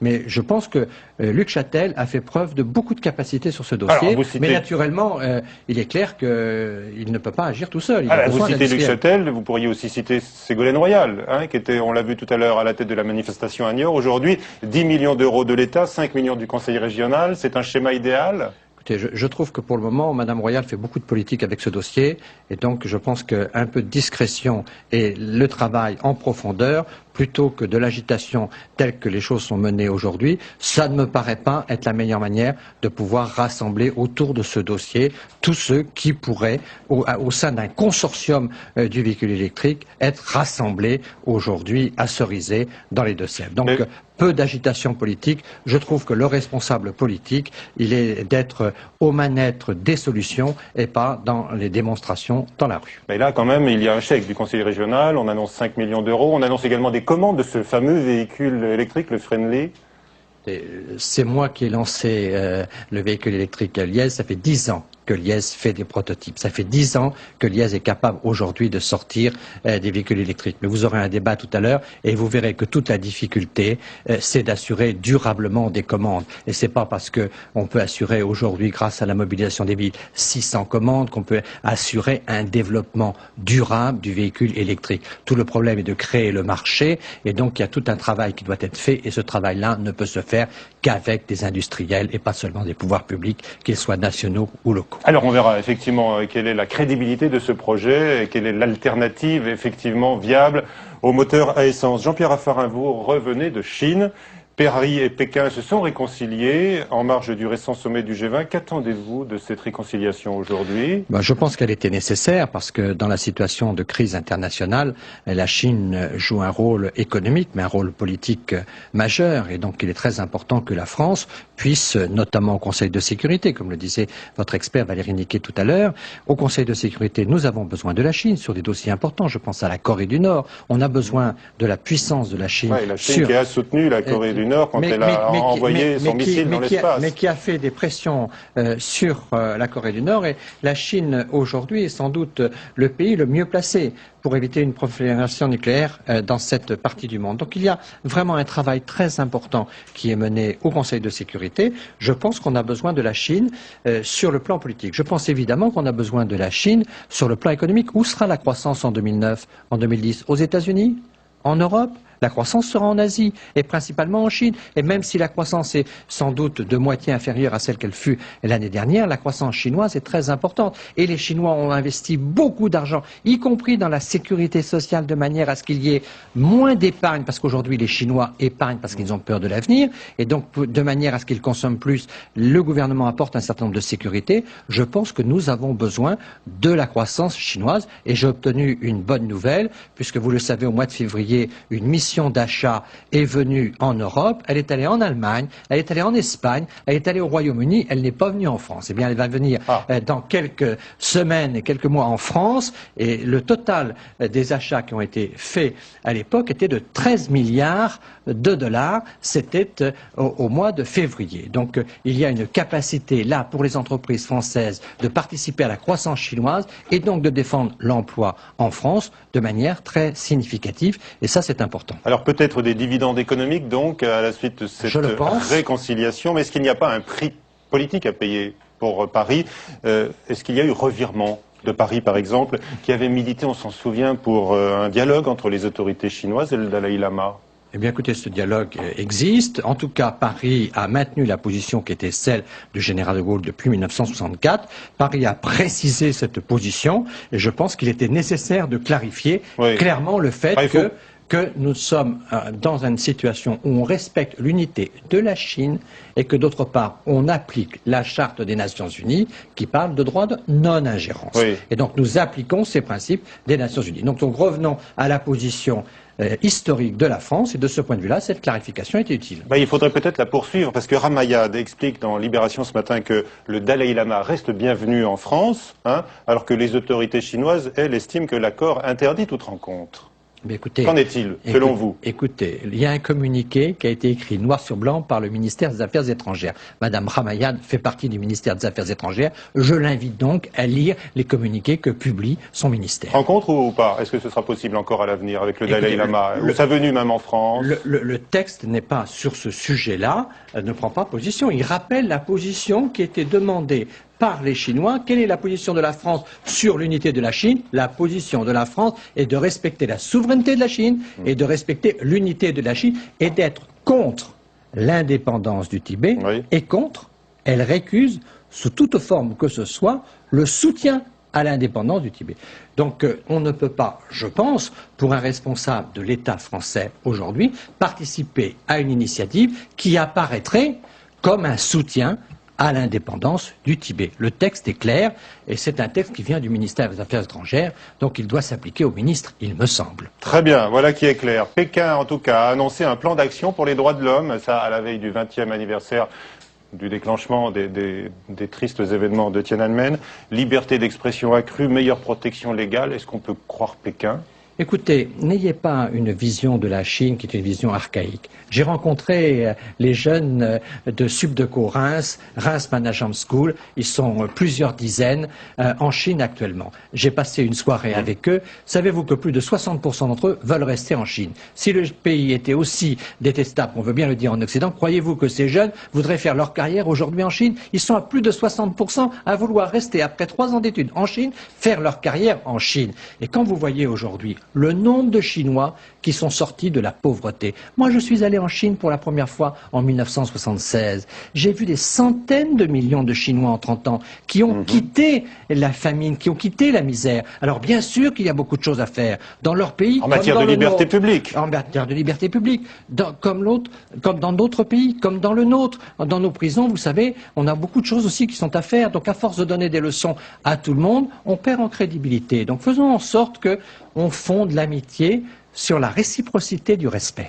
Un mot de politique française, Jean-Pierre Raffarin, les rumeurs de remaniement vont bon train, vous avez vu, c'était la manchette du Figaro ce matin, on voit même désormais que des ministres réclament une promotion, Nadine Morano, Christine Boutin, un commentaire sur ces ambitions décomplexées désormais de certains ministres. On ne fait pas un gouvernement à la corbeille et je ne crois que nous n'avons pas un système de nomination gouvernementale aujourd'hui qui se fait aux enchères. Donc j'invite les uns et les autres à être plus modérés dans leurs ambitions. Je pense d'ailleurs qu'en faisant de la sorte, ils ne servent pas leur cause. Oui, alors on ne se baigne pas deux fois dans le même fleuve, c'est ce que vous avez dit quand vous étiez interrogé sur votre éventuel retour au gouvernement, mais Alain Juppé a été Premier ministre, lui, il est candidat pour revenir. Vous, c'est un refus définitif? Ah oui, moi je n'ai pas du tout cette intention, je respecte la position d'Alain Juppé. Alain Juppé a de grands talents, la France peut tout à fait avoir besoin de lui, il sait s'impliquer sur des grands dossiers, donc je trouverais ça une très bonne idée qu'Alain Juppé puisse revenir au gouvernement. En ce qui me concerne, je n'y suis point favorable. D'accord. Le remaniement va s'imposer dans la période charnière des européennes. Est-ce qu'il doit inclure le Premier ministre? C'est au président de la République de décider Votre avis? ça. Écoutez, je pense que nous allons avoir un remaniement relativement important, mais il me semble que le changement de Premier ministre, s'il doit y avoir un changement de Premier ministre, devrait se faire plus tard, quand on sera au sortir de la crise, quand on y verra plus clair sur la situation internationale. Et donc c'est plutôt dans la deuxième moitié du quinquennat que l'on peut envisager d'avoir une relance du quinquennat avec le même Premier ministre ou avec un autre Premier ministre. Mais pour le moment, je ne ferai pas ce pronostic. Mais vous savez, c'est pas moi qui décide. Bien sûr. Dernier point, peut-être une information qui pourra vous faire sourire, Jean-Pierre Raffarin. Jacques Chirac arrive pour la première fois en tête du classement des personnalités, classement de l'IFOP pour Paris Match, avec 74% d'opinion positive, je précise, cette fois devant Ramayad. Eh bien, écoutez, je suis très heureux, ça va faire plaisir à nos amis chinois. Merci Jean-Pierre Raffarin. Nous revenons maintenant sur l'avenir de Liège. Le tribunal donc de commerce de Niort se prononcera demain et sur la voiture électrique. Son essor pourrait passer par la location de courte durée dans les villes. Alain Ritchie. On connaît le Vélib, ce vélo que l'on peut emprunter 24 heures sur 24, 7 jours sur 7, sans réservation et sans le redéposer à l'endroit où on l'a pris. Voici sa petite sœur, l'Autolib. Comme son nom l'indique, c'est une voiture que l'on pourrait ainsi emprunter. C'est pour des parcours limités avec un temps de recharge qui peut être effectué la nuit ou en journée, mais où la voiture restera sur place. Effectivement, ça peut être bien. Après, il faut voir les modalités, combien ça va coûter, quel sera le prix pour le particulier et pour la collectivité. 2000 voitures à Paris et 2000 en banlieue devraient ainsi être mises à disposition des franciliens. Des voitures propres, selon le cahier des charges, ce qui favoriserait deux constructeurs qui ont modélisé des voitures 100% électriques, Bolloré avec sa Blue Car et Heuliez avec sa Friendly. Pour l'instant, il n'y a rien de concret parce que ça nécessite beaucoup d'investissement et puis il faut qu'il y ait une demande qui soit suffisamment forte pour que le marché soit rentable. D'autres véhicules moins chers ont investi le marché, la voiture hybride moitié électrique, moitié thermique comme la Toyota Prius, la Honda Insight ou la Lexus et la voiture électrique avec un moteur thermique générateur d'électricité comme la Chevrolet Volt ou l'Opel Ampera. De toute façon, pas de débouché à Paris pour la voiture 100% électrique. En tout cas pour l'instant, la voiture en libre service est retardée. Le Conseil régional a refusé de financer le projet à hauteur de 10 millions d'euros. Alors, la voiture électrique, quel avenir? Nous en parlons maintenant avec nos invités. Michael Marie, bonsoir. Vous êtes secrétaire national adjoint des Verts. Jean Sirota, expert en énergie et auteur d'un rapport longtemps tenu secret sur l'automobile du futur. Il vient d'être dévoilé discrètement, vous nous en parlerez. Et François Roudier, qui est le porte-parole des constructeurs automobiles français, qui ont été épinglés il y a un instant. Vous avez peut-être entendu Jean-Pierre Raffarin. Il vous reproche, vous les constructeurs français, de ne pas vous impliquer suffisamment bien dans le choix électrique, notamment dans le dossier Heuliez. Qui est un de nos adhérents d'ailleurs. Alors est-ce que les grands constructeurs pourraient s'impliquer plus par des commandes, des garanties ou même une montée dans le capital d'Heuliez? Alors c'est un cas spécifique Heuliez, si vous voulez, c'est un constructeur, c'est pas un équipementier, hein, il faut être bien clair, c'est un constructeur carrossier. Et en Europe, vous en aviez plusieurs, Heuliez, Karmann, Pininfarina, qui faisaient des petites séries, et des petites séries de coupés cabriolets en particulier. Bon, ben, quand ces coupés cabriolets ont bien fonctionné, on a pu les mettre dans des usines, et ils ont perdu une partie de leur métier. Donc ils cherchent à se diversifier vers d'autres activités, de l'électrique et de l'équipementier traditionnel. Ouais. Ils sont un peu en avance sur vous d'ailleurs, hein, sur les constructeurs automobiles, je veux dire, ils ont choisi l'option électrique. Ils sont constructeurs, ils ont une version comme mes deux autres adhérents, PSA et Renault. Quoi. Alors Jean Sirota, dites-nous la vérité sur votre rapport et ce qu'il contient. Il a été longtemps gardé sous le boisseau. Dans ce rapport, vous êtes quand même critique sur cette voiture du futur électrique. Vous lui reconnaissez certains avantages, mais certaines limites aussi. Si vous voulez, dans ce rapport, ce qu'on a d'abord regardé, c'est quelle est la forme d'énergie qui est la plus propice pour faire marcher des mobiles, des véhicules en particulier. Alors là, il n'y a pas photo, c'est le carburant actuel qui est de loin le plus efficace et il est commode pour son transfert. Si vous voulez, pour un même kilo vous pouvez mettre 50 fois plus d'énergie quand c'est de l'essence que quand c'est de l'électricité, en incluant le poids des batteries. Pour le transfert d'énergie, quand vous transférez l'électricité avec une prise électrique à 220 volts, eh bien vous transférez pendant le même temps 400, 500 fois moins que quand vous transférez du carburant à la pompe à essence. Votre conclusion? Donc la conclusion d'abord, c'était que le véhicule thermique, il a des gros avantages. Le carburant peut être fait d'ailleurs avec d'autres choses que du pétrole. Il peut être fait avec de la biomasse, avec du gaz, du charbon, si on sait capter le CO2. Mais il est capable de faire des progrès considérables encore. On doit pouvoir diminuer de moitié la consommation d'un véhicule thermique. C'est un point important. Alors après, on regarde quels sont les inconvénients des véhicules thermiques. L'inconvénient principal, c'est que il pollue dans les centres-villes, il engendre du bruit, etc. Et puis, donc, l'alternative pour nous, on a évacué l'hydrogène, l'air comprimé, le gaz naturel, etc. Il reste l'électricité qui répond bien à la question. Ouais. Pour les déplacements urbains. Pour les déplacements urbains, on ne pollue pas sur place et ça fait moins de bruit. Mais la contrepartie, c'est que il faut se payer les batteries, si je puis dire. Alors, il faut se les payer parce que ça coûte très cher, et puis ensuite, il faut se les payer parce que les performances des batteries sont encore très insuffisantes. Et par conséquent, vous avez un problème d'autonomie, de dégradation des batteries au fur et à mesure qu'on les recharge. Même dans certains cas, on l'a vu sur des batteries d'ordinateur, il y a des incendies. Donc, c'est pas encore fiable. La longévité n'est pas garantie, et puis ça coûte très très cher. Alors, Michael Marais, est-ce que vous acceptez ces critiques? Quand même, la conclusion, quand même, c'est que pour le véhicule d'avenir, puisqu'il faut peut-être de l'électricité dans les centres-villes, eh bien, il y a le véhicule hybride. D'accord. Michael Marie, sur les critiques là, qui viennent d'être formulées. Ce qui est très intéressant dans le propos de Jean Sirota, c'est qu'effectivement, ça a le mérite de nous montrer qu'il n'y a pas de solution miracle. C'est-à-dire qu'on est confrontés tous ensemble. Les sociétés contemporaines sont confrontées à un défi de la mobilité, à un défi de l'énergie, à un défi du climat. Il n'y a pas de solution miracle, c'est-à-dire qu'on ne va pas magiquement, et j'allais presque dire, sans difficulté, sans douleur, remplacer la voiture thermique qui roule au pétrole par une autre voiture, un autre modèle unique qui résoudrait tous les problèmes. Il faudra combien de temps pour ça? Est-ce que ça reste un rêve? Ah non, mais moi je pense que c'est ce que je suis en train de vous dire, c'est que ça n'arrivera pas comme ça, tout simplement. C'est pas une question de jamais, c'est une question de regard sur tous ces problèmes. Aujourd'hui, on a un modèle unique qui est celui de la voiture individuelle, en propriété, par ailleurs, on pourra en parler éventuellement, roulant au pétrole. Bon, l'idée de remplacer ce modèle-là par un autre modèle unique qui serait au tout voiture à pétrole, on va faire le tout voiture électrique ou le tout voiture à hydrogène, etc., sans rien changer de l'organisation des déplacements, par exemple, non seulement dans les centres-villes, mais beaucoup plus largement que ça, cette idée-là ne fonctionnera pas. Il faut accompagner cette révolution technologique par des modifications dans notre comportement, notre rapport à la voiture. Moi, je serais tenté de vous dire que deux petites choses. D'une part, je crois que dans ce que dit Jean Sirota, il y a quelque chose d'important, c'est que le premier effort qui doit être fait et qui aura des conséquences bien plus importantes que l'hypothétique généralisation de la voiture électrique, c'est d'abord les efforts sur la baisse des émissions des voitures thermiques. Et là, on est encore très très loin du compte.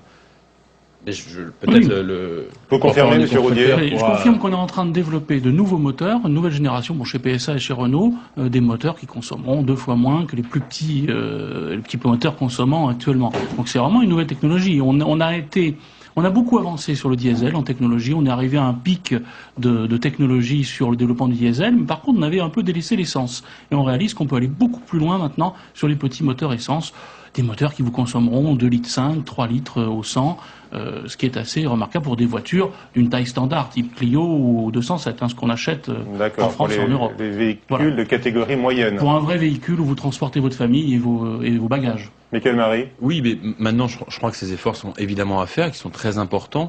Maintenant, la solution, si on peut dire des choses comme ça, réside dans le combiné des efforts. C'est-à-dire les efforts des constructeurs sur le plan technique et technologique, c'est évidemment à encourager.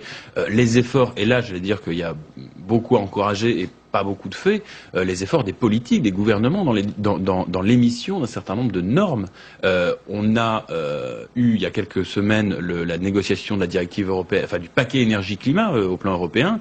On a été très déçus. On avait au départ des objectifs qui étaient sinon relativement ambitieux, au moins raisonnables. Et sur ces objectifs raisonnable, on a encore baissé d'ambition. Je crois que c'est typiquement ce qu'on ne peut plus se permettre. Parce que s'il y a un problème que pose la voiture thermique, pour compléter ce que disait Jean Sirota, c'est pas simplement la pollution dans les centres-villes, c'est évidemment l'enjeu climatique, l'émission de CO2 qui est un problème. Oui. Jean Sirota, dans votre rapport, vous dites que le passage aux véhicules électriques ne réglerait pas le problème de la raréfaction des énergies fossiles. Pourtant, en France, c'est quand même le nucléaire qui prime.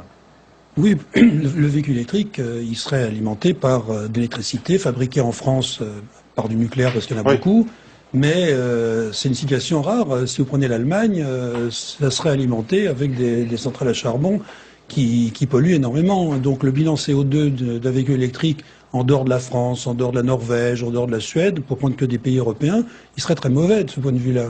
Donc il faut faire attention à ce paramètre-là. Il y a un point que je voudrais souligner au passage qui permet de gagner beaucoup dans la consommation, c'est que les véhicules électriques qui sont à la mode aujourd'hui, au moins intellectuellement, leur performance... Pas pour vous, hein, on a compris, Jean Sirota. Non, pourquoi pas. Alors le point, oui. Mais le point, c'est que ces véhicules, ils ont des performances extrêmement médiocres par rapport aux véhicules à essence d'aujourd'hui. La vitesse de pointe, par exemple, c'est 100, 110, 120 km/h. Pour la ville, c'est parfait. Non, mais peut-être, mais ce que Même je voulais... en ville, on va pas jusqu'à 110 km/h. Ah oui. Non, mais ce que je voulais souligner... C'est limité à 50. Hein. Ce que je voulais souligner, c'est qu'au contraire, c'est peut-être un des intérêts de ces discussions, c'est que si on faisait des véhicules thermiques dont la vitesse maximum était de 110 à l'heure, alors là, il consommerait seulement 3 litres 100. Alors, monsieur Roudier, vous allez avoir le mot de la fin. Est-ce que c'est un projet un schéma sur lequel vous travaillez? Je ne représente pas l'industrie automobile allemande, où il n'y a pas de limitation sur mais en France, est-ce que vous pourriez brider les moteurs? Écoutez, nous avons des constructeurs... Pas brider les moteurs, mais nous avons des constructeurs qui sont mondiaux. Si Renault et PSA existent encore, c'est parce qu'ils ne vendent plus que 30% de leurs modèles en France. Donc nous vivons dans un monde global, dans une Europe globale. Il faudrait qu'effectivement, comme vous le disiez tout à l'heure, que les politiques appliquent des règles communes, oui, ça quasiment répond pas partout. vraiment à la question, là, ce que vous voulez dire. Après, effectivement, on verra si on peut toucher les moteurs, mais si vous voulez vendre en Allemagne, vous devez respecter le client allemand. Nous, on vend à des clients avant tout, bien pas sûr, des politiques. Et vous attendez qu'ils évoluent eux-mêmes dans leur rapport à l'automobile. Dernière question, monsieur Roudier, est-ce que vous pensez que cette mutation se fera forcément par des restructurations douloureuses dans le secteur automobile? Oui, vous aurez des disparitions de certaines activités, mais des créations d'autres activités. Donc, vous allez avoir de nouveaux départements qui fonctionnent. Regardez les centres de recherche, ils tournent à plein. Donc, les nouvelles technologies font du travail là-dedans. Très bien. Allez, on reste confiant pour l'avenir grâce aux apports de la technologie. De toujours, il faut être confiant. Et à la volonté politique. Et à la volonté politique combinée. Ça fera beaucoup. Merci messieurs. Tout de suite, les musées font leur révolution numérique. C'est le sujet de Parlons Blog. Ensuite, 18h45, face à nous, nous accueillons Jean-Luc Mélenchon.